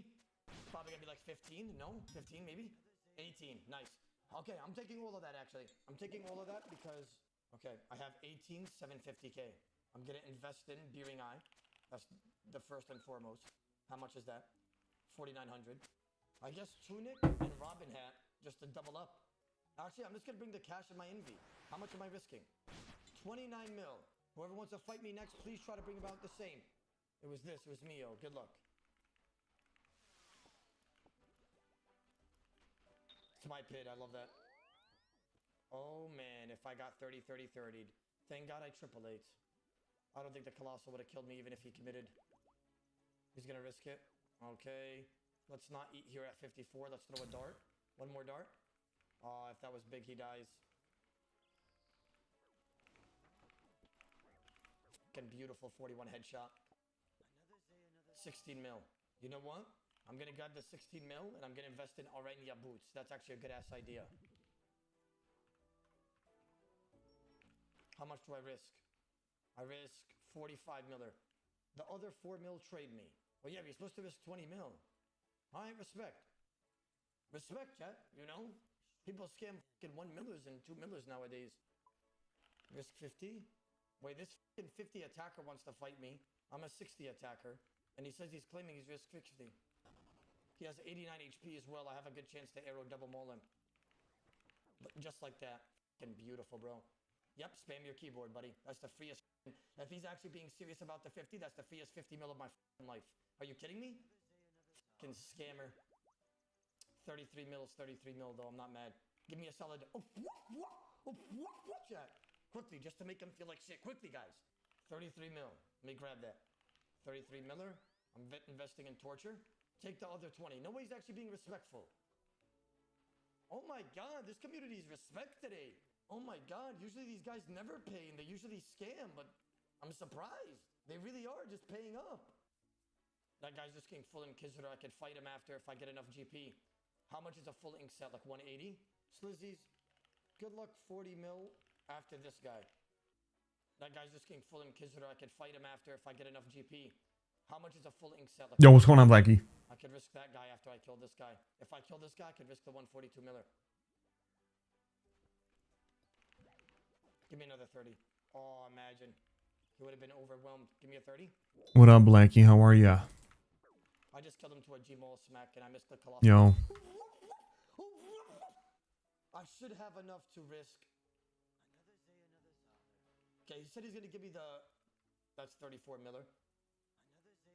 Chilling out playing some Dragon Adventures, getting Halloween stuff on that. Nice. How's that going for you? 1 mil? 50 something mil? How much cash did I have, guys? Oh, I platted it anyways. It's right there. If you want to give it, cool. If not, it's okay. Thanks, brother. Good fight. Good fight. Respect. Or to get Rancor. Oh, yeah, I could afford Rancor. You're right.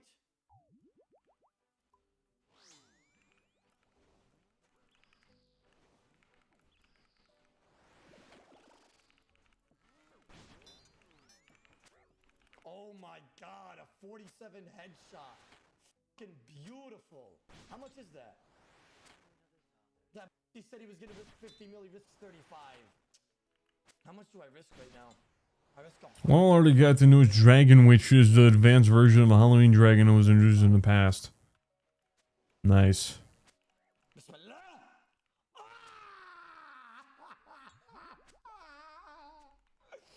I just did a 0-1 up here. I've never seen that. Finally, a beautiful headshot there. We'll take that. Low amount of risk, but something that we'll take. It's like a 46 mil. Okay. Risk 75 mil. I risk 220 mil.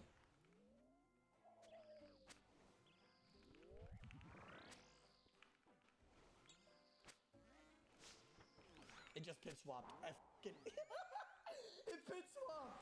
I just got a pit swap. It pit swapped on my spec. No, he scammed. He scammed. No! You're supposed to risk 75. Oh my god, what? Like, you're just a... Wow, that's very loyal. Like, bro, not a lot of people would trade that type of GP. Like, wow, respect. Okay, thank you. I risk 300 mil right now. 300 mil, gentlemen. I'm going all in if I can find a big risk. 300 mil, anyone? I will. Oh, baby boy. Oh, baby boy. Melachop is risking 25 mil risco. Baby boy. 70 mil, I'll risk 300 mil Mela.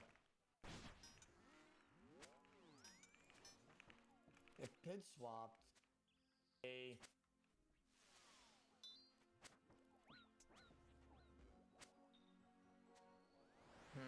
I gotta play very sweaty against these guys if I want to kill them. Like, I gotta do a move and a half. And I gotta hit like a 40-40-40.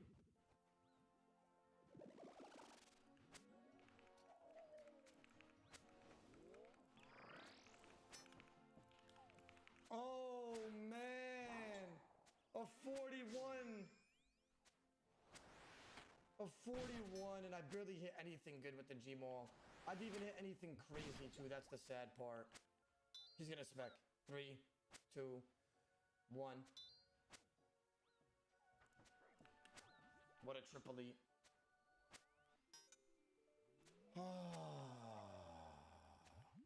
He didn't even, like, I don't even know why he only single ate that. Like, he definitely f***ed up on an eat or something.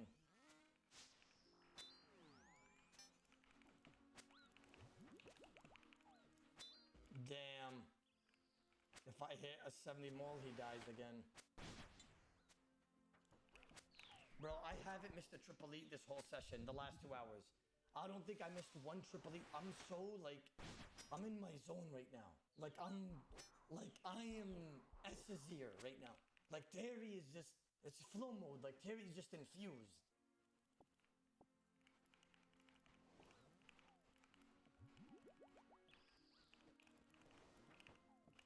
Oh, man. If I hit a 60 ball there, he dies. That's so doable.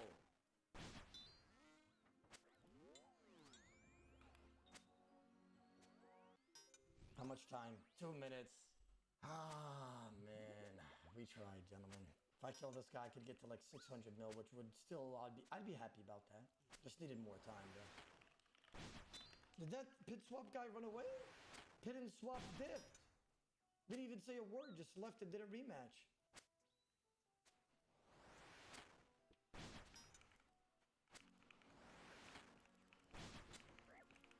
Well, where's my RNG on that other guy? Like, I kill Melachop out of that, but where's that RNG on the biggest risk fight? Where's the RNG on, like, that's crazy. No. Like, that's crazy. I haven't hit that once on the pit swap guy.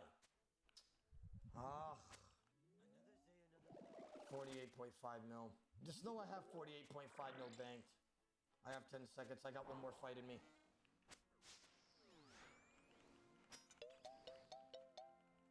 Yeah, I heard you. Just give me a second. Let me just kill this guy. Let me do this last spec. Let me just do this last spec, please. Okay.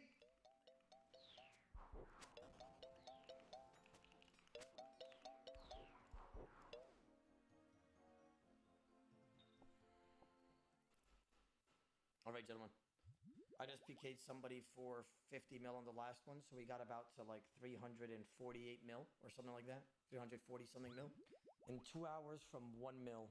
I mean, you know, I would have rather done the 10K to 1 bill in 4 hours. If I had an extra, the 1 mil, that could be made in like less than 30 minutes from the fucking lava dragons. My boy. So, gentlemen, we tried. You know, My boy. I went to my mother's. My mother had her birthday party today, so I went to a little birthday party at the crib over there. Had a lot of good food. Got to chillax a little bit. Sebastian's fucking sick with the hands, feet, and throat bullshit I gotta put my ego to the side and just take the L.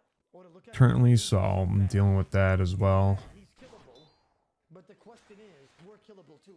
I don't have the gear that guy has. Fam's doing good, but he's fucking sick with hands, feet, and throat, so fucking contagious like a motherfucker, trying to keep him away and trying to give him all the medication he can really take, just Tylenol, just to keep him down with the fever. He's like fucking sweating and just fucked up right now. Bank this, and I'm gonna invest in another brew. We're gonna, you know what? I got an idea. Why don't we just try to outlast him? Well, I'm serious. Dying on my Motherfucker! I banked my Gmall. Fuck this goddamn boss. Your shit. Cool, bro. Motherfucker. This fucking dog, dude. With the fucking ghosts. Oh my fucking god. Please? Won't lie, just chance the shit out of him.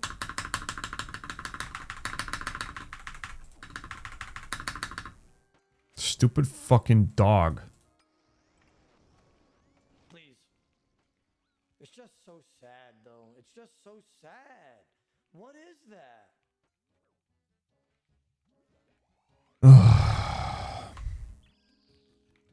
And why the fuck does my mic sound like it's all staticky and shit when I'm talking, dude? I don't understand this goddamn mic. Sometimes it's fucking perfect and sometimes it's a piece of shit.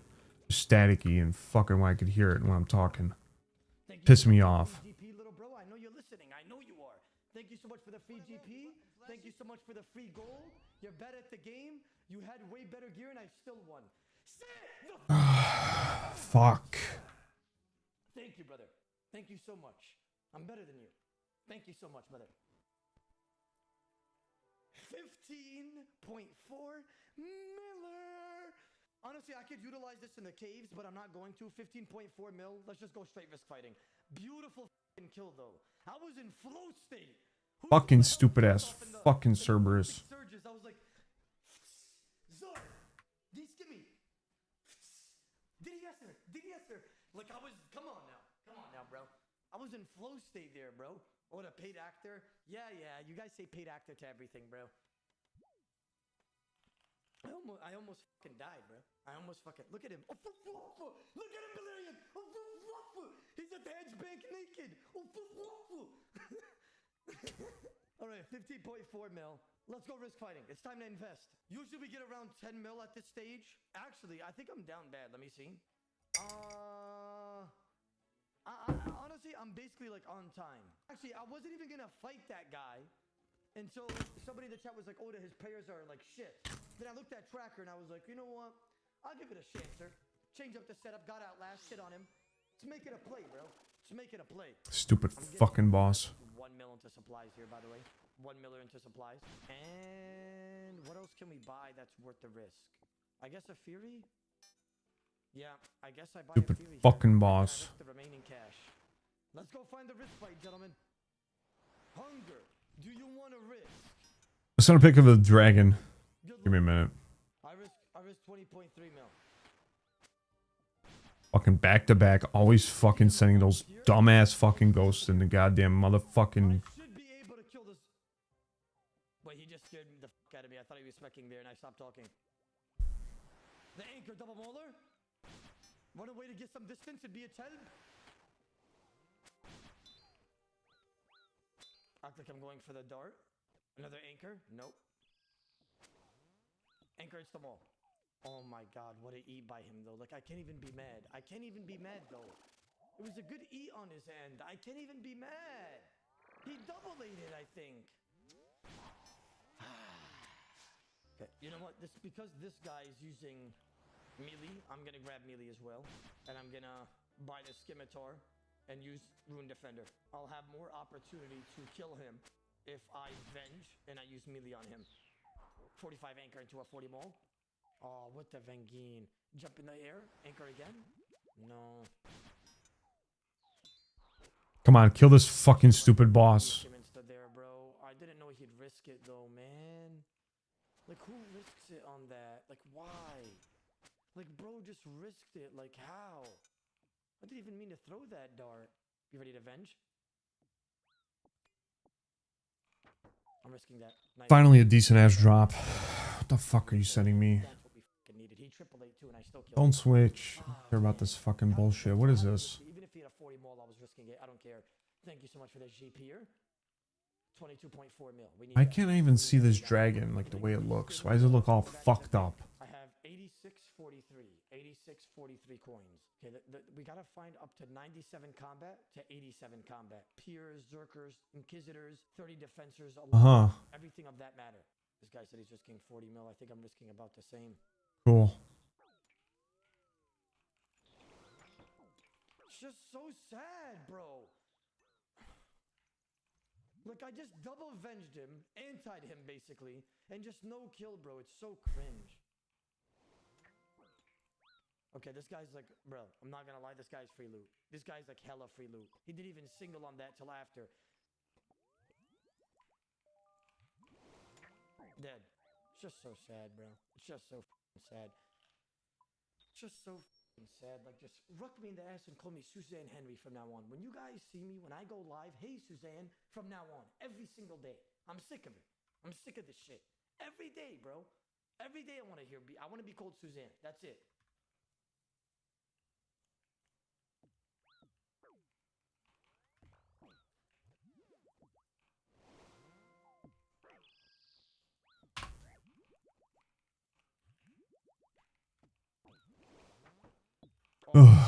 All right, keep going with this bullshit. Man. Oh my god, bro. Just fucking beautiful, bro. 36.2 mil. Not bad. You seen the new Pokemon game that came out? What do you think? What are your thoughts and opinions on it? I was thinking about possibly purchasing it and playing it. Man, I should have not been horny on this guy, bro. This guy is free loot if I just utilize Venge. Oh, I'm just trying to kill him fast. Fucking awful. Why? What have you heard? I just watched a YouTube video on it and someone was saying the online multiplayer battles were pretty cool. 34 when he tried tabbing. I don't know about the actual like storyline or whatever. He's trying to tab, I'm assuming. Never mind, he's okay, now that just looks like paid actor. I'm not gonna lie, bro. But we all saw how he was. So this is what I'm gonna do. I'm not gonna take the kill, but I'm gonna at least take 7 mil for my time. Sorry, Chad. It just has to happen, bro. Before somebody complains, I just have to take at least 7er. At least. It was a 30 mil loot. I'm taking 7 mil out of it. Like it or love it, it had to be done. We'll just keep the 59 mil that's in my inventory right now. I'm going to invest it in Inquisitor Helm. Good luck. I trust. No protect item. What have you heard about it? Gek, if you can hear me, just give me a 30, 30, 30, bro. All on the same ticker. Okay. Okay. Interesting. Oh my god, the pit swap. Fucking beautiful. I'm not gonna lie, bro. He got pit swapped, but I'll definitely take it. 66 mil. He got pit swapped. Yeah. That's fucked up. I'm not gonna sit here and act like it's not fucked up. That guy's a sweat too. That's a very big kill. I had 11 mil cash in the bank, so that was 66 mil. Shit quality and area designs, a lot of shit being fucking muddy. JPEGs, lol. Seeing as they only spent 13 mil on it, not surprising. Really, they only spent 13 mil? How much is it going for? Is it still 60 bucks or is it the up, or is it the shitty ass fucking whatever the hell it is that they want it to be? I mean, a 43 anchor. He had a max hit on my Venge. Like the $70 or $80. What is it? Is it 60 or is it fucking uppriced? He overstayed to try to spec. Well, that's what you get, little bro. That's what you get. Time to hop and go find another person now. I gotta keep finding people, bro. Anybody to risk. 92.4 mil because of the Inquisitor helm. He had AGS. Oh, he protected Inquisitor helm. That's right. 90. Imagine if I smited him. Wow. 92 mil. Leave the rest of the change for supplies. 77 mil for one. I'm at 160. 69 and 99 with a $30 DLC. I'm assuming future DLC. Oh my god, I could risk ink set. That's crazy. I think we try to find the inker, chat. I think we try to find an inker. I could even bring Clawrisk if I could find a D-Clawrisk. What's it play as? Does it play like Arceus or does it play like the whatever the other last one, the last You killed me. Pokemon game was? I'm not gonna lie, The one where it was kind of like I can't even think of the name anymore. I'm not gonna lie. It all makes You know which one I'm talking about? The other Pokemon game that's like the storyline one. Give me back. Give me back and I'll grab Inquisitor. I'm not gonna lie, bro. It kind of did look like he DC'd. Listen, I didn't even keep the loot. I'm not taking this out of my cash. I only kept 7 mil out of it. I'll just give him the full refund, bro. It probably doesn't play like Legends Arceus. It probably plays like the other one, like Scarlet. There you go, Scarlet Violet. I'm gonna keep my cash stack because I don't think that's fair. I didn't even keep the full 27 mil. I kept what? 7 mil out of it, right? Honestly, that's hella fair, bro. He wasted like 30 minutes of my time. I don't know if he actually DC'd or not, but I'll give him the benefit of the doubt because I honestly look like a DC. Oh my god, the 6i guy is back with Inquisitor helm. 6i. Oh, with Tort as well. I'm hella down to do that, brother. Let me just see if this Turk guy is gonna rematch me because I just gave him pid swap again. Good luck. I respect you, Flax. Thanks, man. Go in. I a real man. Yeah, thank you, brother. Let's go in now. Go in. If I lose to you, I don't even care. Yeah, I understand. Let's go in, though. Let's go in, man. Go in. Are you Turkish? No! What is this conversation, bro? Brother wants to start talking. Ask me who my family is. Ask my last name. I don't have that type of time, bro. I don't. Wallah, I don't. Are you Turkish? I wonder if I should throw out the or I should pull out the old school fucking Nintendo Switch and game on that for a little bit. That'd be nice. 0 to 99, baby. That'd be kind of nice. Yes! It doesn't matter who I just fought, right? They were dying regardless. Because I just 0 to 99 them. It's unfortunate. The bow hit double moles are just so RNG based. And you know what? Finally, I'm the one to reciprocate the same energy and not get f***ed over. 171 mil added to the bank. 171 mil. And then I take out my plat stack. How much am I at right now? I'm at 423. We're about to complete it. How much time left? 40 minuter. I'm at 234 mil right now. We just have to find one like D-Clawrisk and we're golden. Okay, pull out the Inquisitor. Dragon Claws. We gotta end this series right here.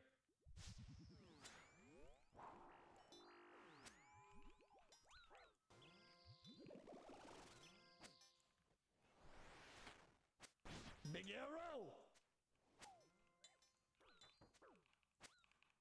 Yeah! Does this new Pokemon game come with a new Pokedex, or is it just a scrambled version of the other ones? 105! He protected his legs! Gentlemen, I'm at 528 mil. And now I'm gonna be an absolute pussy! Because I only have 12 minutes to complete this challenge. Actually, I'm not a pussy. I'm not a pussy. I'll risk like 60 mil. I'll risk like 60 mil, and I won't even play it safe. I won't even play it safe. I promise you I won't. I'm at 528. I could play it safe, or I could go for more.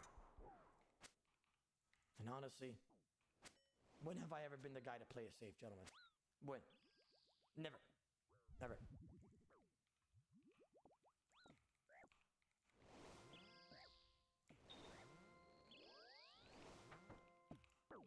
Oh my... Oh my god! What was that? What? Wait, okay, listen. Oda, he's not skulled. He'll pay. This guy's legit. This guy's a respectable man. What the f*** was that stack? No, somebody give me the clip. I need to see that with my own eyes. Okay, that guy's mad. I respect this guy a lot, the guy that I just fought, so... But that, wow, that was some f***ing damage. Where is he? Those things with Mega Evolutions and new ones like Mega Scrafty or whatever the fuck it is. Alright, cool. Mega Evolutions. That's awesome, dude. No one cares about that too much. Maybe they do. I don't know. Yeah, that's just unfortunate, bro. I'm not even gonna sit here and zap, bro. Now is that 30-80 on the same tick? It was, which means he was overbrewed over 99. Yeah, I hit him a 110, and he was I guess above 99 HP on that one tick. And then People are losing it over the finish it. Oh my God. Wait, Scrafty form. come in and paying me the Inquisitor legs. Let's see. He actually paid me it. Oh my God. They both paid, guys. They both literally legitimate men over here, boys. Guild was just 7.6 mil. Screeno. Wait, we need to see how much we got to. I have my own Inquisitor set in the bank. No, that's not accurate because I just had legs. I just sold the helm. I was at 523 before the legs and before that kill. So I'm definitely at like 600 mil plus. Oh, the claws. That's what it was. That's what I was missing. This thing? This fucking guy with the hood? I mean, we got 10 minutes left on a Zerker, huh?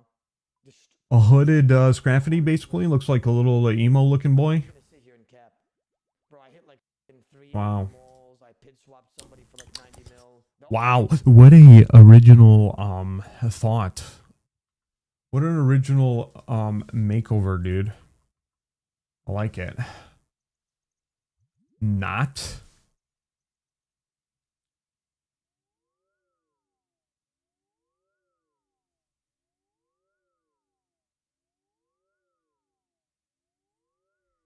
Not.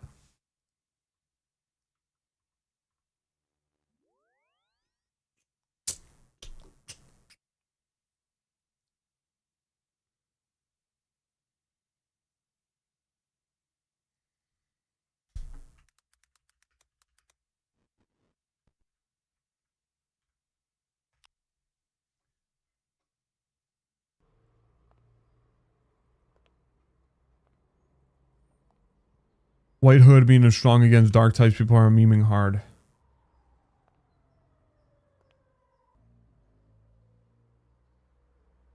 Meme it along, keep memeing.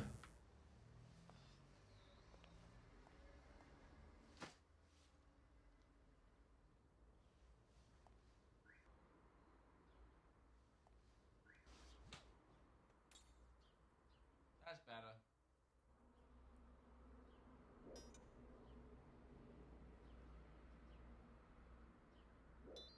Look at those textures, my dude. Look beautiful. Let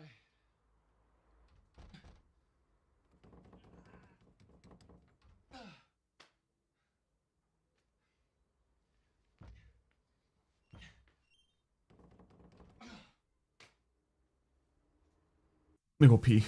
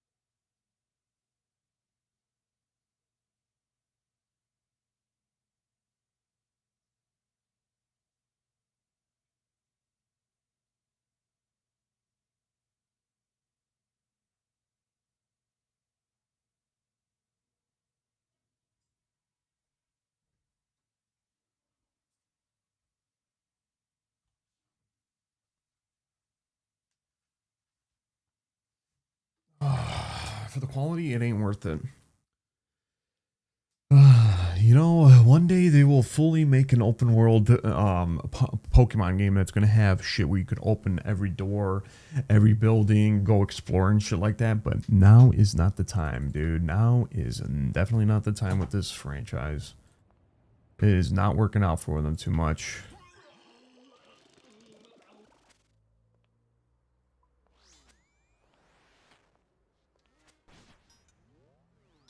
It's not working out for them, man. They just don't want to do it. They just want the lazy way out and just fucking quality looks like shit.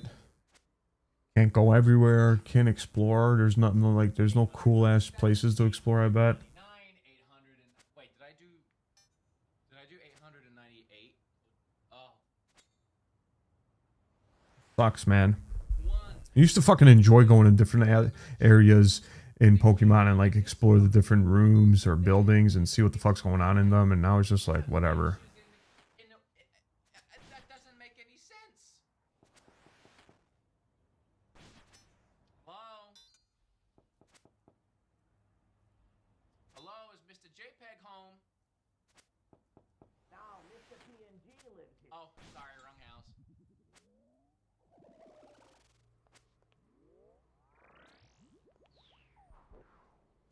What game is this? This place looks pretty good. And then they don't want. It doesn't. It doesn't. Flat. And then it.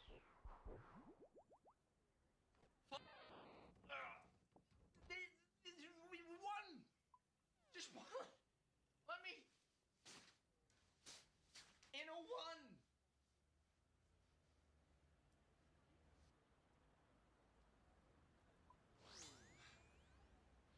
I want to leave, but it won't move.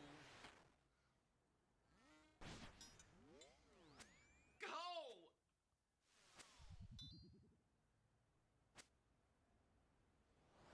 Why is every window flat? And then, what?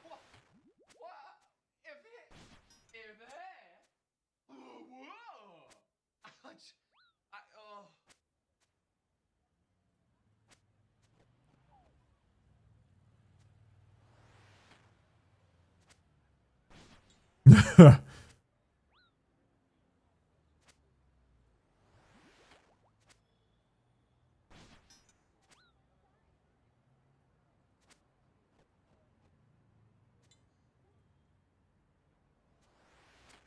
Oh.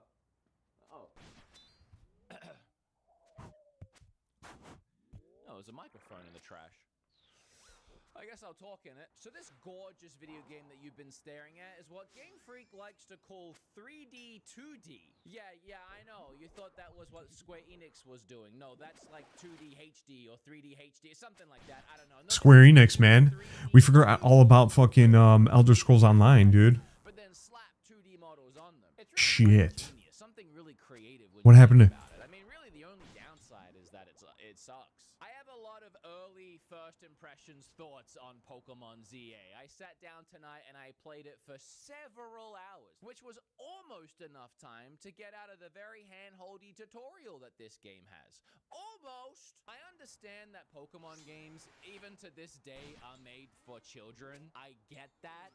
I do. It's kind of like growing up with Disney movies and then expecting them now to be for adults because I'm 35. Being an adult is awesome. And this game, Pokemon ZA, is still very much targeted to children. The game assumes that you've never I got an played itchy a foot. video game before in your life. In fact, in many ways, the game assumes that you've never done anything before in your life. Legends Arceus had the same issue, just a constant slog of tutorial and talking and dialogue and pop-ups and learn this. Once you break free the shackles that is the start of this game, which I'm pretty sure is the same exact quote that I gave in my Arceus review, it does actually start to get pretty enjoyable as the game opens up and it allows you to enjoy the day and night cycle of it all, catching Pokemon in the day, battling randos down alleyways at night. This game just teaches kids so many great lessons. Also, this is Nintendo's most expensive game so far, $100 if you include the $30 day one DLC.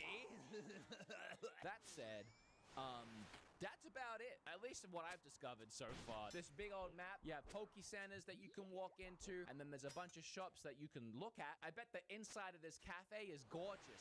We'll never know. But thankfully for us, the barista is standing outside the cafe on the steps, and you can talk to him, and a text menu will pop up, and he'll just hand you whatever you want outside of the cafe, because that's how cafes work. Why go through the effort of having like a whole store when you can just paint a wall and stand out the front? I don't really understand this. I mean, even as like a kid, I know the game is designed for kids, but even as a child, I remember being so impressed when I can actually go into a location in a video game. That element was never lost on me. So I don't really think the argument here is, well, the game's made for kids, they don't want to go inside a store.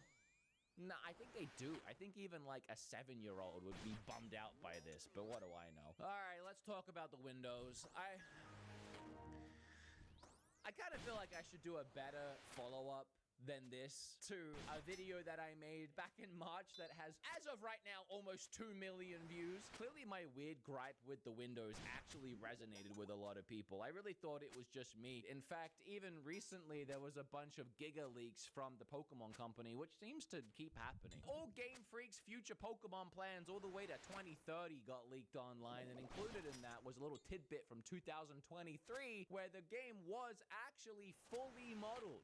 All the windows and balconies, they were all there, and it looked pretty great. But Now what the fuck happened? took a little photo of it, and then they slapped that photo on the buildings because it eased up on the processing power. It made the game perform and run better, which I don't know who figured that one out before a bunch of Giga leaks had to happen. Oh, was it me?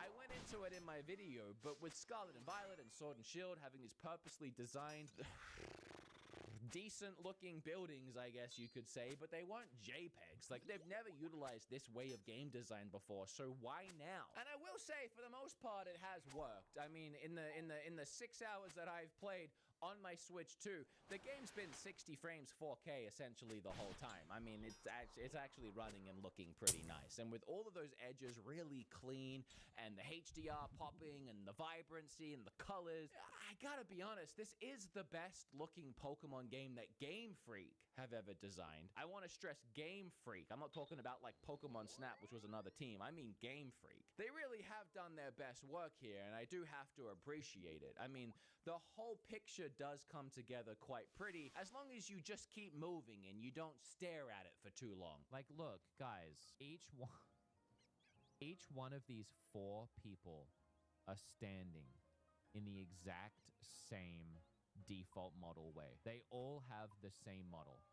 And it's like, it was also in those data leaks that the entire city, this big-ish, it's not that big. I actually timed running from one end of the city to the other tonight on stream, and it only took a minute and a half. It's a very small city. I can see this game getting pretty old pretty quickly. This whole city is one 3D model that's rendered in at all times. You know that nice little tactic that a lot of video games do so that they can make their games look nice and put as many assets and cool things into the world as possible? That they have it so it only renders in what you can see, you know, the area that you're currently in, and then it doesn't bother rendering in the rest of the game. Well, Game Freak said, no. Even when you're all the way over here on this side of the map, we're gonna have all the map, all the way everywhere rendered in at all times, even when you can't see it. I don't know why, but that's what they decided to do. And then when they decided to do that, I guess they went, oh, but now the game's running bad. So rather than change this detrimentally flawed idea and concept that we had, how about we make everything a JPEG, and that way it'll be easy to render in everything at the same time, even the stuff that the player can't see because they're on the other side of the map. And then everyone else at Game Freak went, yeah!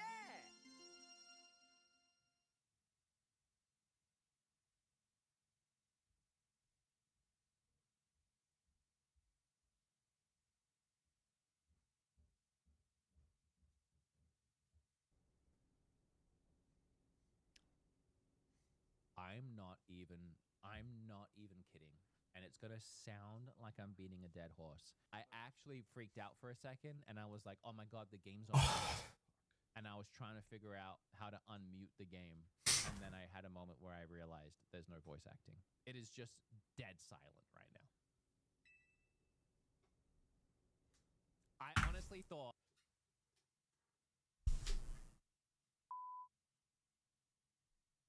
dive more into the way that the game looks and the weird design choices in a future video. For now, it is quite literally exactly what I said it was going to be in my video that I made back in March. So I don't really have anything else to say. They quite literally are pictures of buildings slapped on the front of rectangles. The closer I get, the more people pop out. And then as I get here, some people pop in. And more people pop out. This is ridiculous. This is actually insane to look at if you start focusing at it. I've done a lot of complaining. And I'll see you guys next time. Thank you, sir.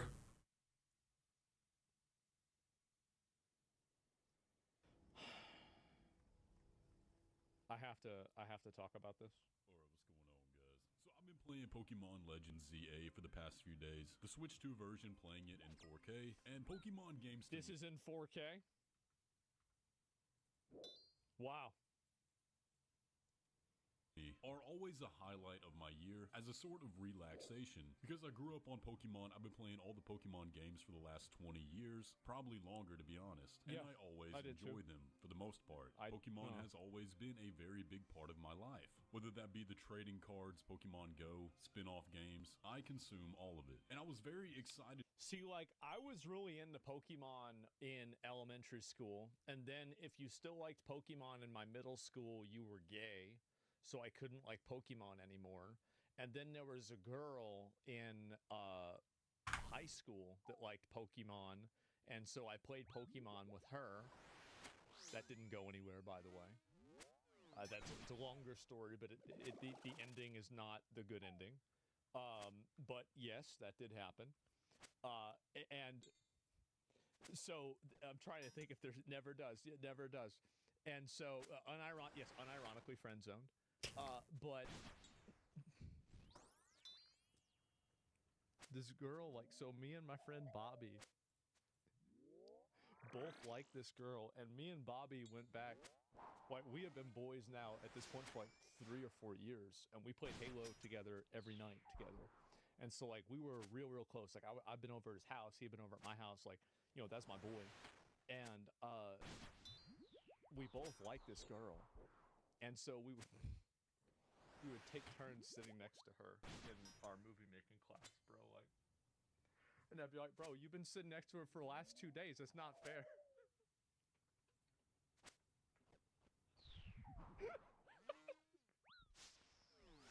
That's just the way it is, man. We was in 11th grade. What do you want me to say? To finally jump into Legends ZA. But as you can probably tell from this channel, I don't talk about Pokemon it's my here, turn. but this is the first time that I feel I have to make a review on a Pokemon game. Because to be perfectly honest, this game is just unacceptable. It's really bad. And I don't know why it's reviewing so high. I'm really not someone that looks at reviews a lot and is skeptical that they might be paid off. I've done reviews myself. Nah, it's not that they're paid off. It's that it's people that have no standards. They have no standards. Done sponsored videos for games before. I've never been paid for a review. But when I see people giving this game 80s, 90s, 100s even, prominent... Hundreds? What the fuck? There's something fishy going on here because this game is genuinely, and I say this as someone who enjoyed Scarlet and Violet, who loved Legends Arceus. So this guy's like a professional, this guy's a professional shit eater. And even he's saying, bro, this doesn't taste good. DLCs for Scarlet and Violet and finish the Pokédex. That's and I bad. had a good time doing it. This game is the most mid, unfinished, absolute minimal acceptable product that they could have possibly put out. And they're charging $70 for this. It is a genuine scam. And so that's why I feel I have to talk about this. So we're going to break it down. I'm going to go through literally everything I can think of that makes this game bad. And let me apologize in advance. The gameplay you're going to be watching is going to be Let me apologize in advance. I'm going to show you the game. I'm sorry. You're going to have to watch the game. Because there's nothing exciting happening in this game at all. But let's go ahead and get into it. So let's start with the most obvious, the elephant in the room that everybody's been talking about, the graphics. Now, up front, let's just be honest, nobody plays Pokemon for the graphics. I don't play... Why? Pokemon Stadium, when it came out on Nintendo 64, was next fucking level. Why have we just decided that, oh, graphics don't, no, yeah, they might not play it for the graphics, but it doesn't mean it has to suck. Why does it have to suck? This is crazy. It's unnecessary. And also, it's not about the graphics. Like, if you compare Metaphor ReFantazio with this game, Metaphor has a lot of areas that are a little bit undercooked in terms of graphics. But the style is immaculate. This is a game that's undercooked and a recipe that doesn't exist. Pokemon for the graphics, and I'm even willing to look past most of this game's graphics. Legends Arceus had bad graphics, Scarlet and Violet had terrible graphics, but those were still enjoyable games. Yeah. Lumio City was an icon in X and Y. That game made the city feel alive, and it was the first time in a Pokemon game we really had something of this scale. Throw a ball. But Legends ZA takes Lumio City and makes it as dead and dull as possible. We're in 2025, and every surface of the city, for the most part, is a flat. Instead of you need a dose of reality. More than that, brother. No three-dimensional textures.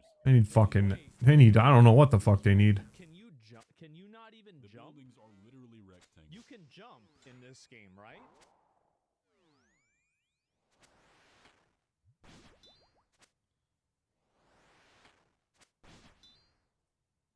You can't jump.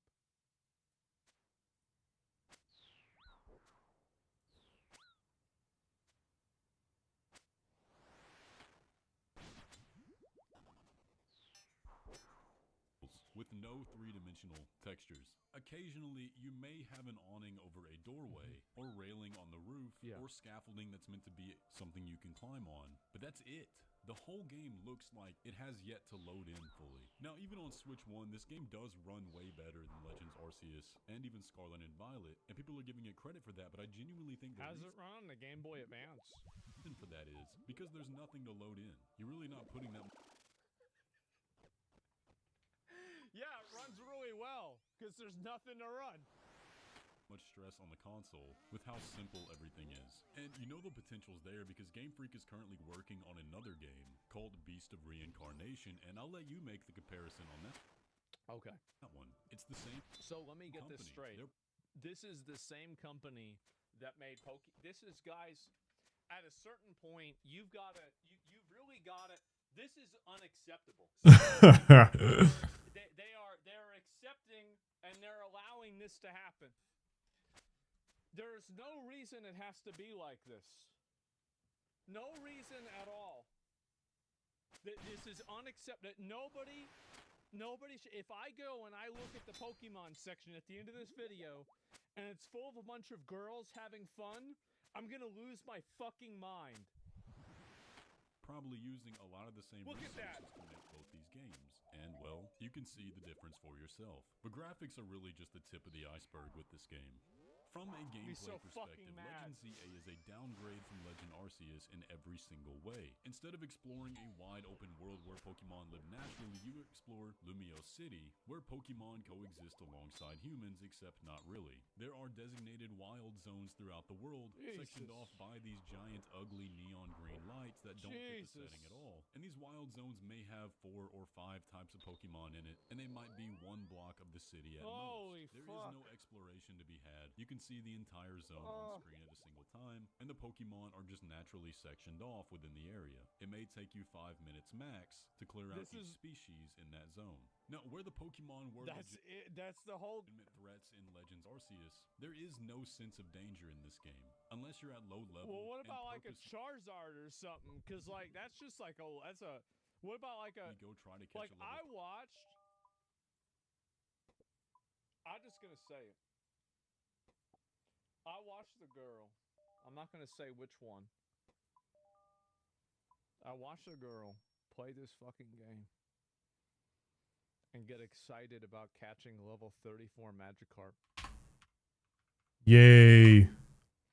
Magikarp evolves at level 20. Why the fuck would there be a Magikarp at level 34? Really? Like, Yeah, why would there be? it doesn't evolve in the wild? it would never survive in the wild. It's a motherfucking goldfish. And it was just like flopping around on the ground. Like flying, basically. I can't even believe it. I'm watching this shit, and I'm like, there's no way that you can see this. Like, how are you playing? Like, it's I'm so mad. Super Senior Magikarp. Yeah, bro, like because you select evolve. No, it does evolve in the wild. Gyarados is supposed to be rare. You know what's supposed to be rare? A level 34 Magikarp. It's supposed to be so rare it never exists. 50 Pokemon, there is no tension. You can leave or fly out of the zone at any time. There's not even the tension of trying to catch a Pokemon without killing it, because even when a Pokemon faints now, you can still capture it. So the extent of your Pokemon interactions throughout the city is just running around, one-shotting everything with your most overpowered Pokemon and then throwing Pokeballs at it. There's no strategy involved, there's no thought process, and if you fail, you can just try again with no consequences. There's not even a consequence for missing a throw, because there's scavengers around the map and back to you at Pokemon.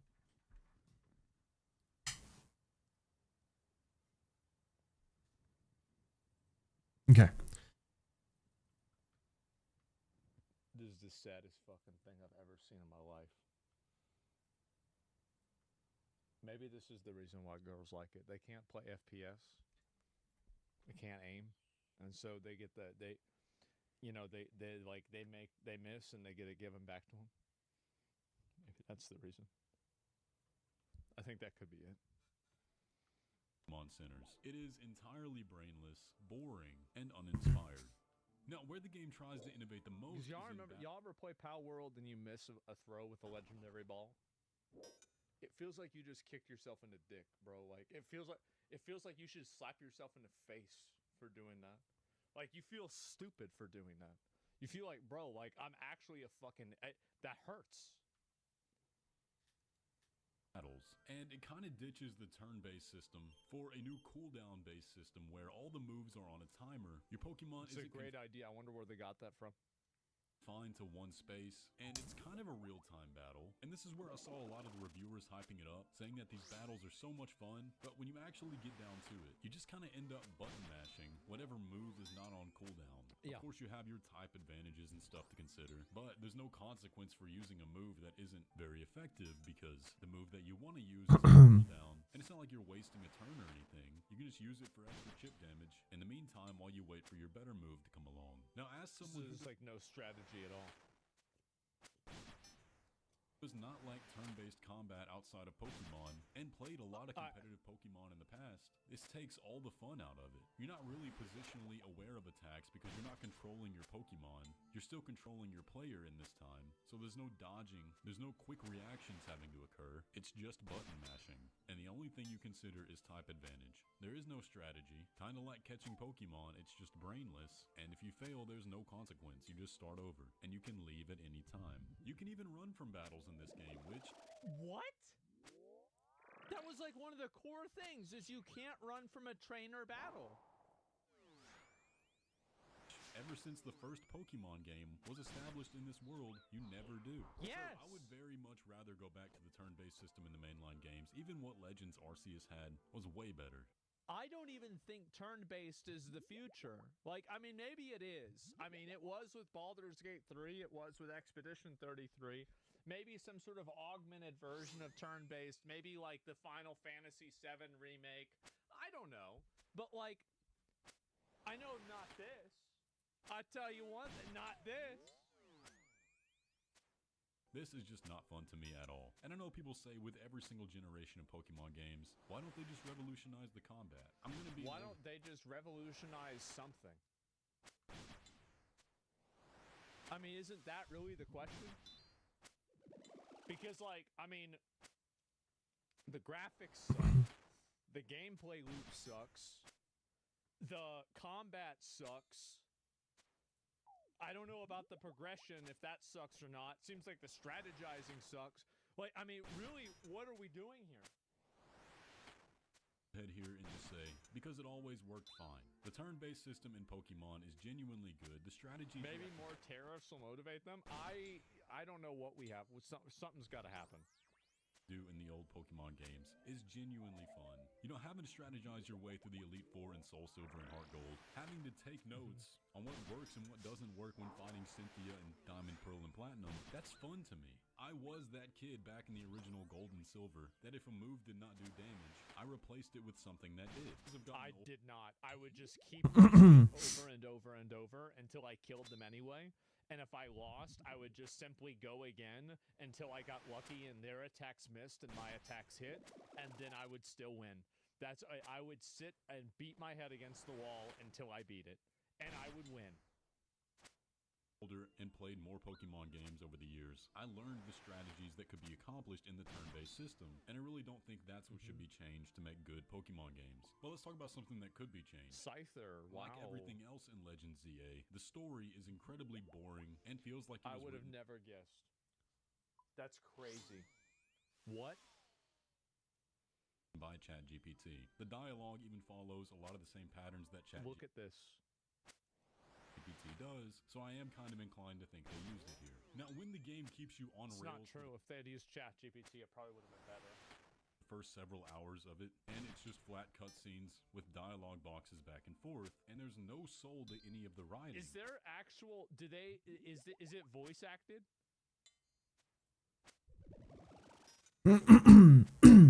Nope. Never is gonna be voice acted. You think fucking Pokemon's gonna have voice acting, dude? Lols. Oh my god. Wow. It makes for a boring game.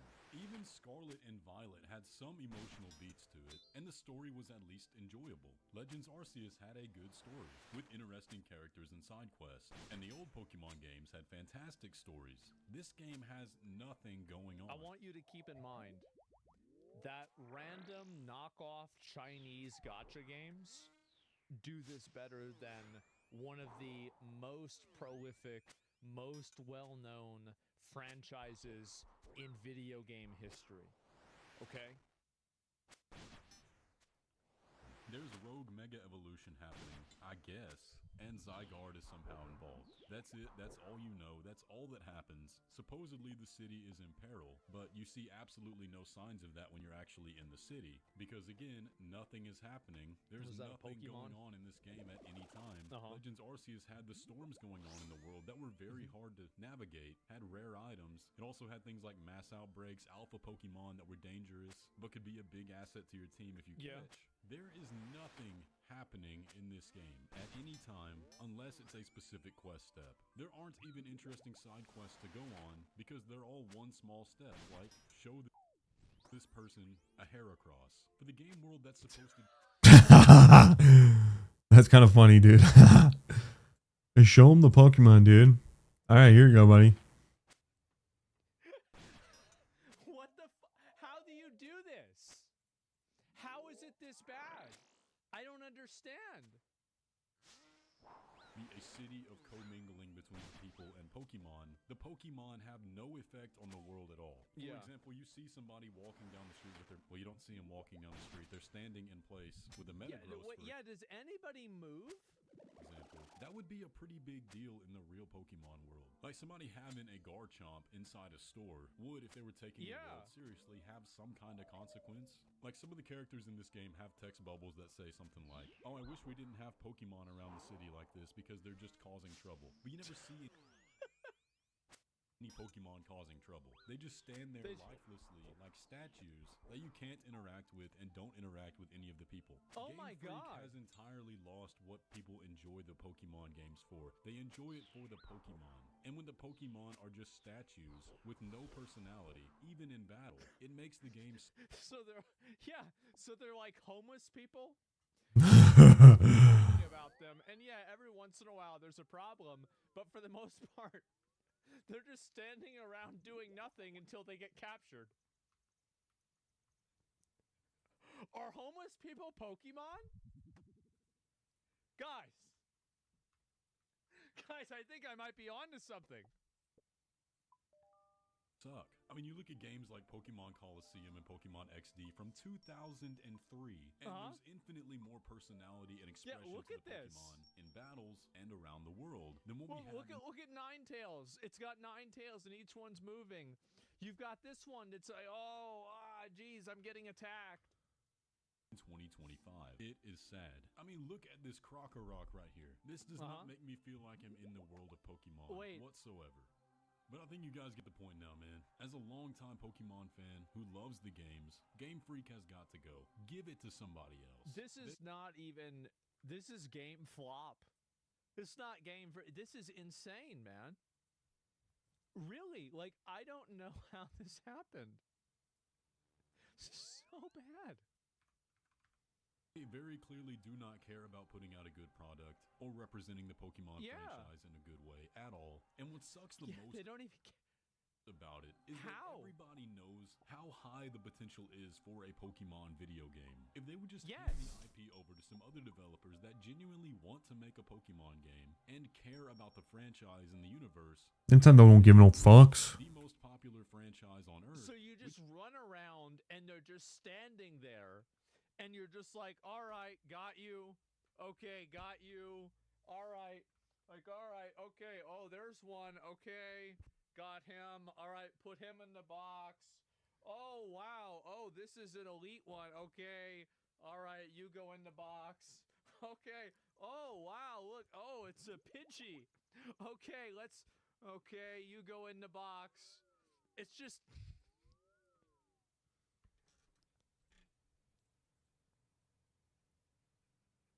It's embarrassing. We could have something truly spectacular that would revolutionize gaming. We don't know if we'll ever get that. Because as far as the future looks, especially if you've seen the leaks, it's just going to keep hostage by these people that don't care about Pokemon, that don't care about making a good game. And that's a shame. It really is. But yeah, I can't in good faith recommend anybody buy this game. It's not good. If you're a hardcore Pokemon fan like me, you can find some moments of enjoyment if you just plan on completing the Pokédex, but that's about it. But anyway, I hate to be so negative. I might have to play this game, guys. I might have to.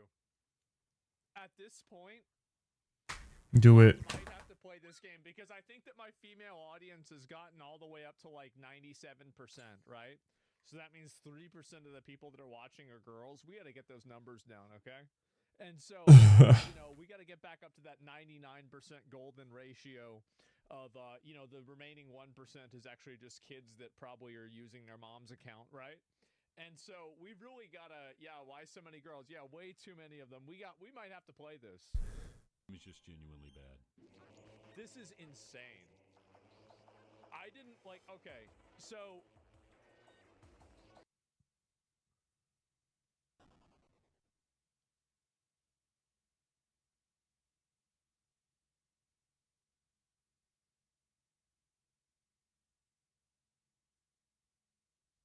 There's a lot I want to talk about here after seeing what happened at TwitchCon last night with Emiru being assaulted by a rogue lunatic fan who just walked completely unimpeded past the line at her meet and greet and unconsensually hugged her and looked like tried to kiss her, which is assault. And it's very scary that it was able to happen so easily here. He was shoved off by a security guard, then he just walked away. Whoa.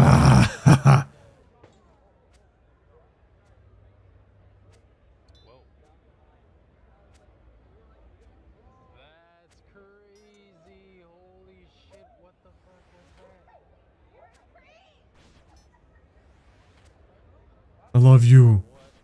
I can't believe people actually do that or would do that. I've now seen the entire security presence here for the Emiru meet and greet. One person. Emiru? One security guard. I have seen a stronger security presence at my dilapidated local Winn-Dixie. This is fucking crazy. One guy. And also worth mentioning, it's not Emiru's preferred bodyguard from what I understand. I had a security guard 2 years ago where there was a guy following me around TwitchCon and he asked him to stop multiple times. My guard asked him, the guy wouldn't stop, so he grabbed the guy, but he didn't hurt him. He he was just holding the guy until like the con security came. And then for some reason they're like, yeah, because your security guard touched him, he's like permabanned from the venue forever. What? He didn't even hit him or anything. He just like held him while they waited for like the police to come. And What the fuck? And it was like my favorite security guard. I can't have him at TwitchCon anymore. Now, as I was rendering this video, Emiru posted an update to everything to shed light on everything that happened. And this bodyguard you see push that guy is someone she hired. It's not her first round draft pick or anything. It is not her preferred bodyguard, but it's who she was allowed to bring. And she was surrounded is the word I'm using, very loosey-goosey. There was like a couple of other Twitch-provided Fiverr security drones elsewhere that just didn't react at all. The only one who did something was the one she hired. We're going to be going through her statement quite a bit here, but she's giving an update to let people know that she's okay and thankful for the outpouring of support. The guy had crossed multiple barriers, even in front of other creators, to grab and try and kiss her, which he was unsuccessful at doing, thanks to being pushed off. She then says that she doesn't understand how he was allowed to get that far in the first place, and that the security that does react is her own, confirming that it's not her usual security guard since he was banned. She then says that there were 3 to 4 other TwitchCon security who didn't react and even let him walk away, which again is something you can confirm by watching the clip, that he just walks away completely unimpeded. The woman who was walking me away is also her own personal manager. It's not even event staff, which I thought it was event staff. That's crazy. It's not. The only 2 people who were checking on her and comforting her were her and her friend. Not even Twitch staff was coming to check on her. There's more in her statement we're going to get to in a moment, but I want to go in chunks here. So, I thought it was 1 security guard and then a couple of event staff that you could see in the clip. Turns out it's 1 security guard she brought, and then no event staff. It's just her manager and her friend. So where the fuck is TwitchCon security or staff at all here? They just let this guy walk up to her and did nothing, and even just let him get away after assaulting her too. Again, I still cannot even believe they banned the security guard that she wanted to bring and had brought in the past that did successfully prevent a potential threat from harming her. It's so fucked up, and I truly can't understand the thought process behind their decision to ban him in the first place. He did his job properly. He held the potential threat until authorities arrived. What else are you supposed to do? That's like the number one thing. You're supposed to stop the threat. And that sounds like exactly what he did here. I think maybe Twitch was concerned that he used excessive force or something because he grabbed him. What? What do they think? He put him into a headlock and then hit him with an atomic power bomb into a fucking tombstone pile driver and then a Frankensteiner on the way out? Like, what do they think happened there? Now, I've read mixed things on who's responsible for that bodyguard being banned, whether it was Twitch or the venue TwitchCon is held at. But regardless of who's responsible for the ban, the fact that he is forbidden from being there because of being good at his job is just unacceptable. This guy walks past this entire line, literally just fucking fee-fi-fo-fums through the whole line here at the meet and greet and assaults Emiru. Nobody stopped him when he was cutting through the line, and it wasn't until he had already assaulted Emiru that he got pushed off. And then he didn't even get stopped or anything by additional security because there was only that one guy that was there as like a bodyguard. Like, I don't know, I would just kind of expect after a fucking assault just unfolded here, there would be a big response from the TwitchCon security personnel. Like coming over here throwing like a spike strip down, or like at least throwing a banana peel down so he slips and falls on it so they can apprehend him. But TwitchCon. Lols. Nothing at all, just fucking crickets. Just tumbleweed rolling through here. Like, he just walked away. Apparently he did get ID'd, like, after this happened later, because Twitch made a statement, which we'll go through in a minute, and it sounds like they ID'd the guy and everything. But this is a complete failure on Twitch's shoulders here for their event.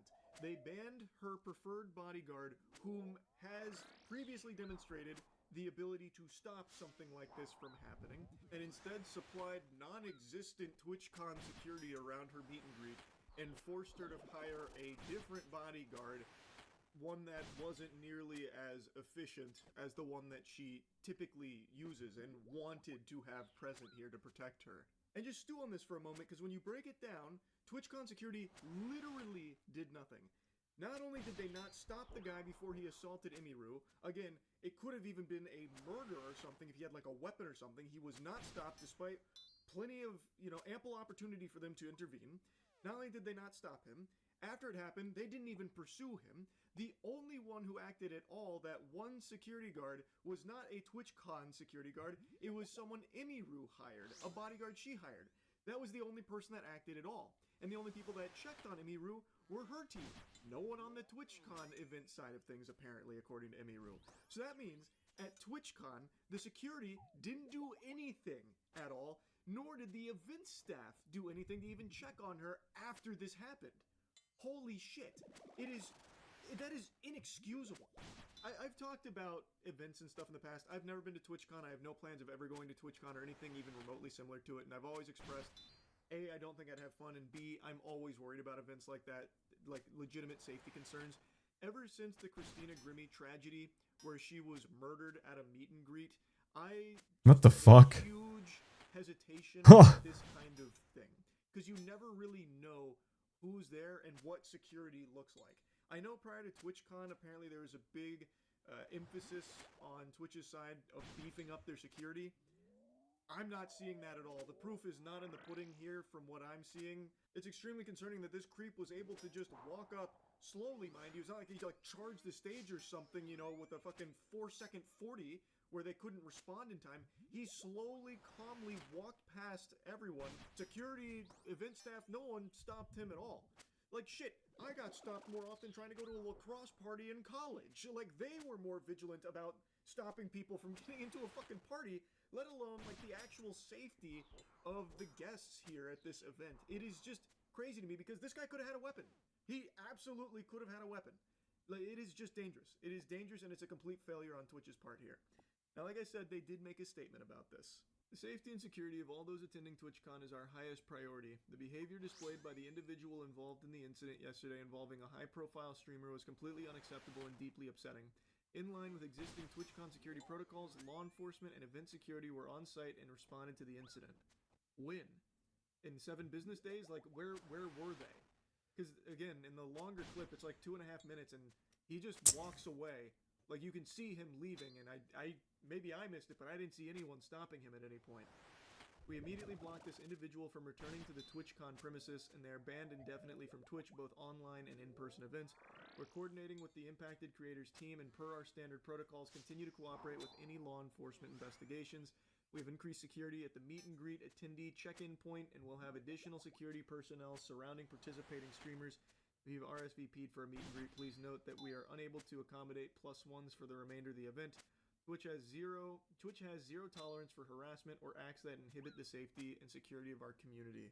Like I said, based on their statement here, it sounds as though they ID'd the guy responsible for this assault here, mentioning that he's been banned on Twitch and from the events.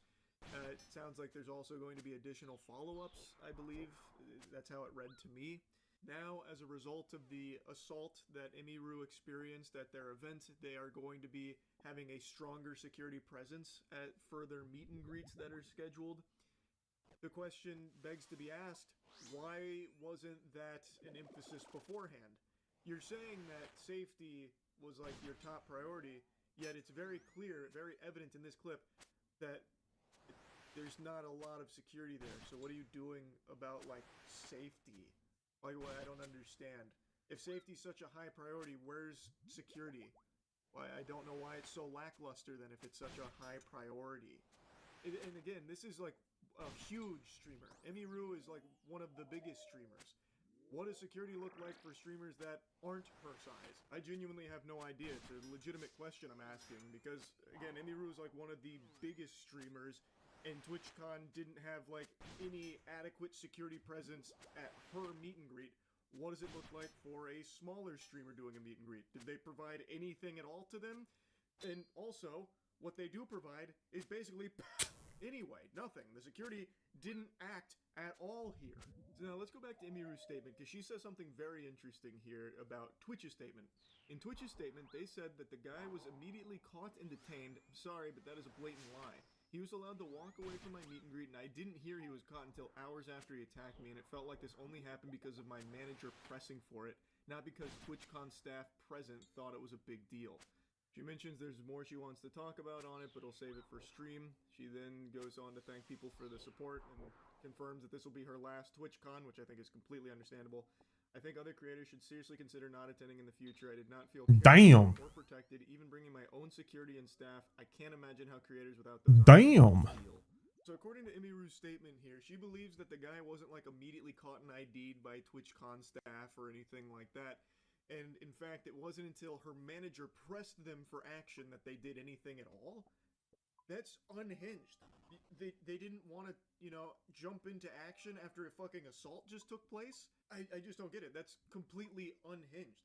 It almost feels like maybe they're more angry about Imiru's bodyguard there shoving the guy. Like maybe they're thinking about banning him from Twitch events in the future or something. Like it doesn't seem like their priority is safety. If they were going to just let this guy walk away until Imiru's manager had to force their hand to do something, this is just not a safe environment. And this isn't a new criticism of TwitchCon. This has been consistently something that people have spoken out about for years with TwitchCon. Like, I'm sure a lot of you have heard the horror stories that have been reported numerous times in the past at previous TwitchCons about, like, drink spiking or, like, the lack of security present, stuff like that. It has been something that people have mentioned numerous times, and every time Twitch tries to assure the community that, you know, they're really taking security seriously this time around. This time, you know, it's fucking locked down. There's going to be no issues. And like clockwork, there's always seemingly some kind of big security concern or something that arises at TwitchCon. It's just, I don't understand how they're not doing anything to, like, remedy it. Even in this, which is, again, supposed to be, like, their big year of security, like, because they made a huge, you know, stance on how strong they're going to be with security this year and how seriously they're taking it, how seriously they're going to take it, and then day one of TwitchCon, Imiru gets assaulted. And then, in this clip, it really seems like there's not a lot of security there. And if there is, like, off-camera, a bunch of security, they're not very efficacious. They're not very good at stopping a legitimate threat. Like I said, this guy's intentions could have been to murder Imiru here. He could have had a weapon, and he wasn't even stopped. He got all the way to her and assaulted her before he was finally shoved off. Like, there is a real problem. And according to Imiru, it's actually even worse than that on the TwitchCon security side, where they didn't even, like, want to go after the guy until they were forced to by Imiru's team pressing them for it. So not only did the assault happen under their watch, where they had ample chances to stop that guy, but none of the handful of security that was around intervened in any way, and then didn't do anything to pursue the criminal. That's a crime. Like, that's a crime, and they were just going to let him get away with that. It's complete lunacy. Imiru mentions that event staff didn't, like, check on her or anything. What you saw was her team checking on her and, you know, making sure everything's okay. So, what is TwitchCon, like, where are the event staff and security then? So they don't even check on someone who was just assaulted? They don't even go and see, like, what just happened? Like, are you okay? Do you need anything? Nothing at all? Nope. That's crazy. It does not feel like safety is a huge priority at TwitchCon. What happened to Imiru is terrible, and it shouldn't have happened at all. It shouldn't happen to her or anybody attending TwitchCon. Another thing I want to briefly mention here. Apparently, Imiru didn't even want to do the meet and greet. She was obligated to in order to keep her show. Oh my god. I had to cancel my meet and greet because of the stuff, but in order to, I can't cancel my meet and greet and not cancel her show because of the fact that the reason I cancel my meet and greet is I don't want to be in the same place for 2 hours because of people being weird. Okay. And then I'm under contract with them, so I can't cancel one and not cancel the other. Interesting. Oh. So I'm sorry, I kept my meet and greet because I wanted to keep my show. Surely it'll be fine. I'm sorry, Emmy. I'm sure everyone will be nice. It sounds like it was a contractual obligation that if Imiru wanted to keep that show, she would have to do this meet and greet, which is something it doesn't seem like she wanted to do, but was trying to approach it with optimism about people, you know, being nice and not being weird. Unfortunately, that's just not how things panned out. And it's crazy she didn't even want to do this meet and greet. It's something that it seems Twitch was requiring her to do in order to keep the other thing that she actually did want unrelated to the meet and greet. So she decides to oblige and do this meet and greet, and Twitch doesn't even do the bare minimum of giving her adequate security to protect her. Holy shit. So anyway, I just wanted to talk about this a little bit. That's about it. See ya.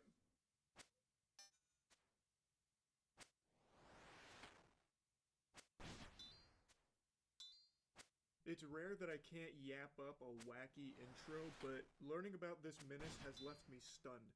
I just saw this video from EWU Body Cams about this guy that would hide cameras in like every bathroom on the planet, it seems like. I wouldn't be surprised if he's got hidden cameras in my own porcelain throne territory there.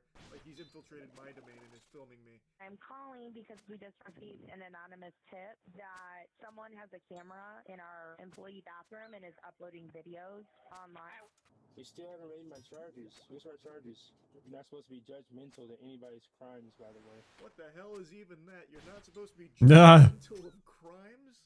I don't remember hearing that in the Miranda rights. I can't even really imagine that. Like, you show up to a murder scene, you catch the suspect, and you just happen to say, like, hey, buddy, look, I don't mean to be judgmental here, but you strike me as a bit of a jerk for this, you know, taking a lot of human lives here. I know, sue me, I don't mean to judge. I feel like as far as judgment goes, crimes are a pretty solid one for people to form an opinion on, rightfully so. If you are found guilty of secretly recording thousands of people using the restroom, you're a fucking freak, and people will judge you as such.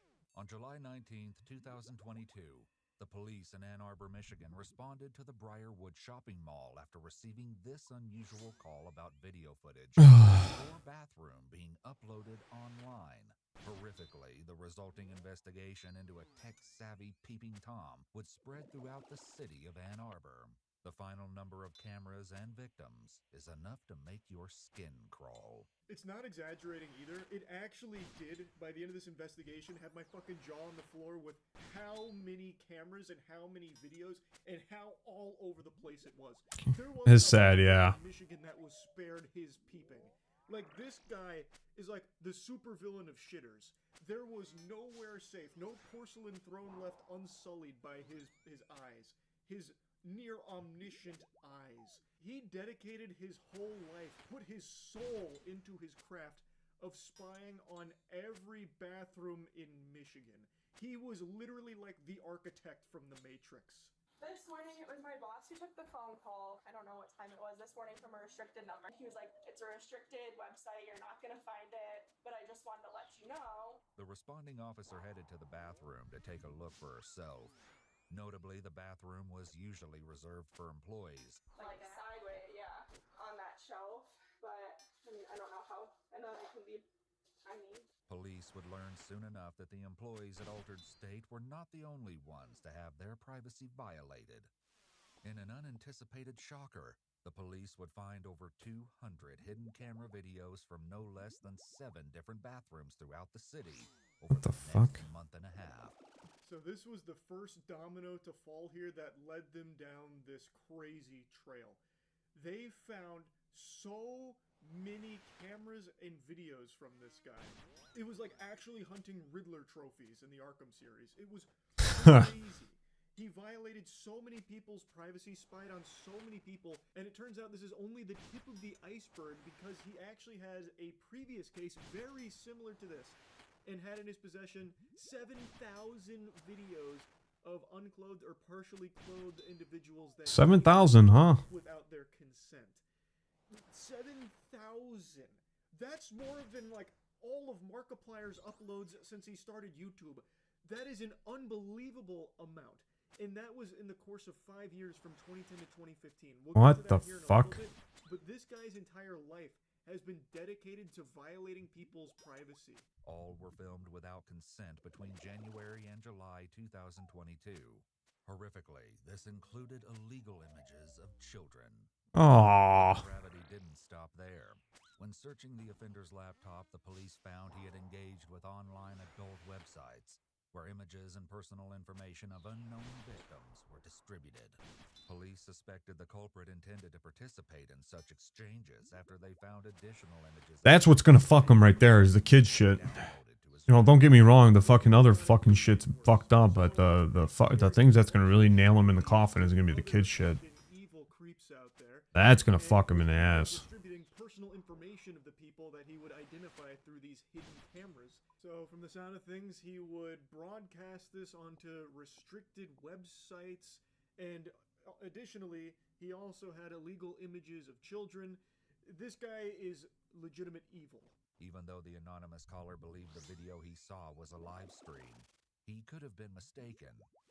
The working theory was that the culprit could have put the camera up at the start of a shift and then taken it home to upload the footage. So, back to what started this whole trail of breadcrumbs that they followed was an anonymous caller tipped them off that at this altered state in this Let's hope so. there was a live stream of people using that bathroom, of course being non-consensually filmed.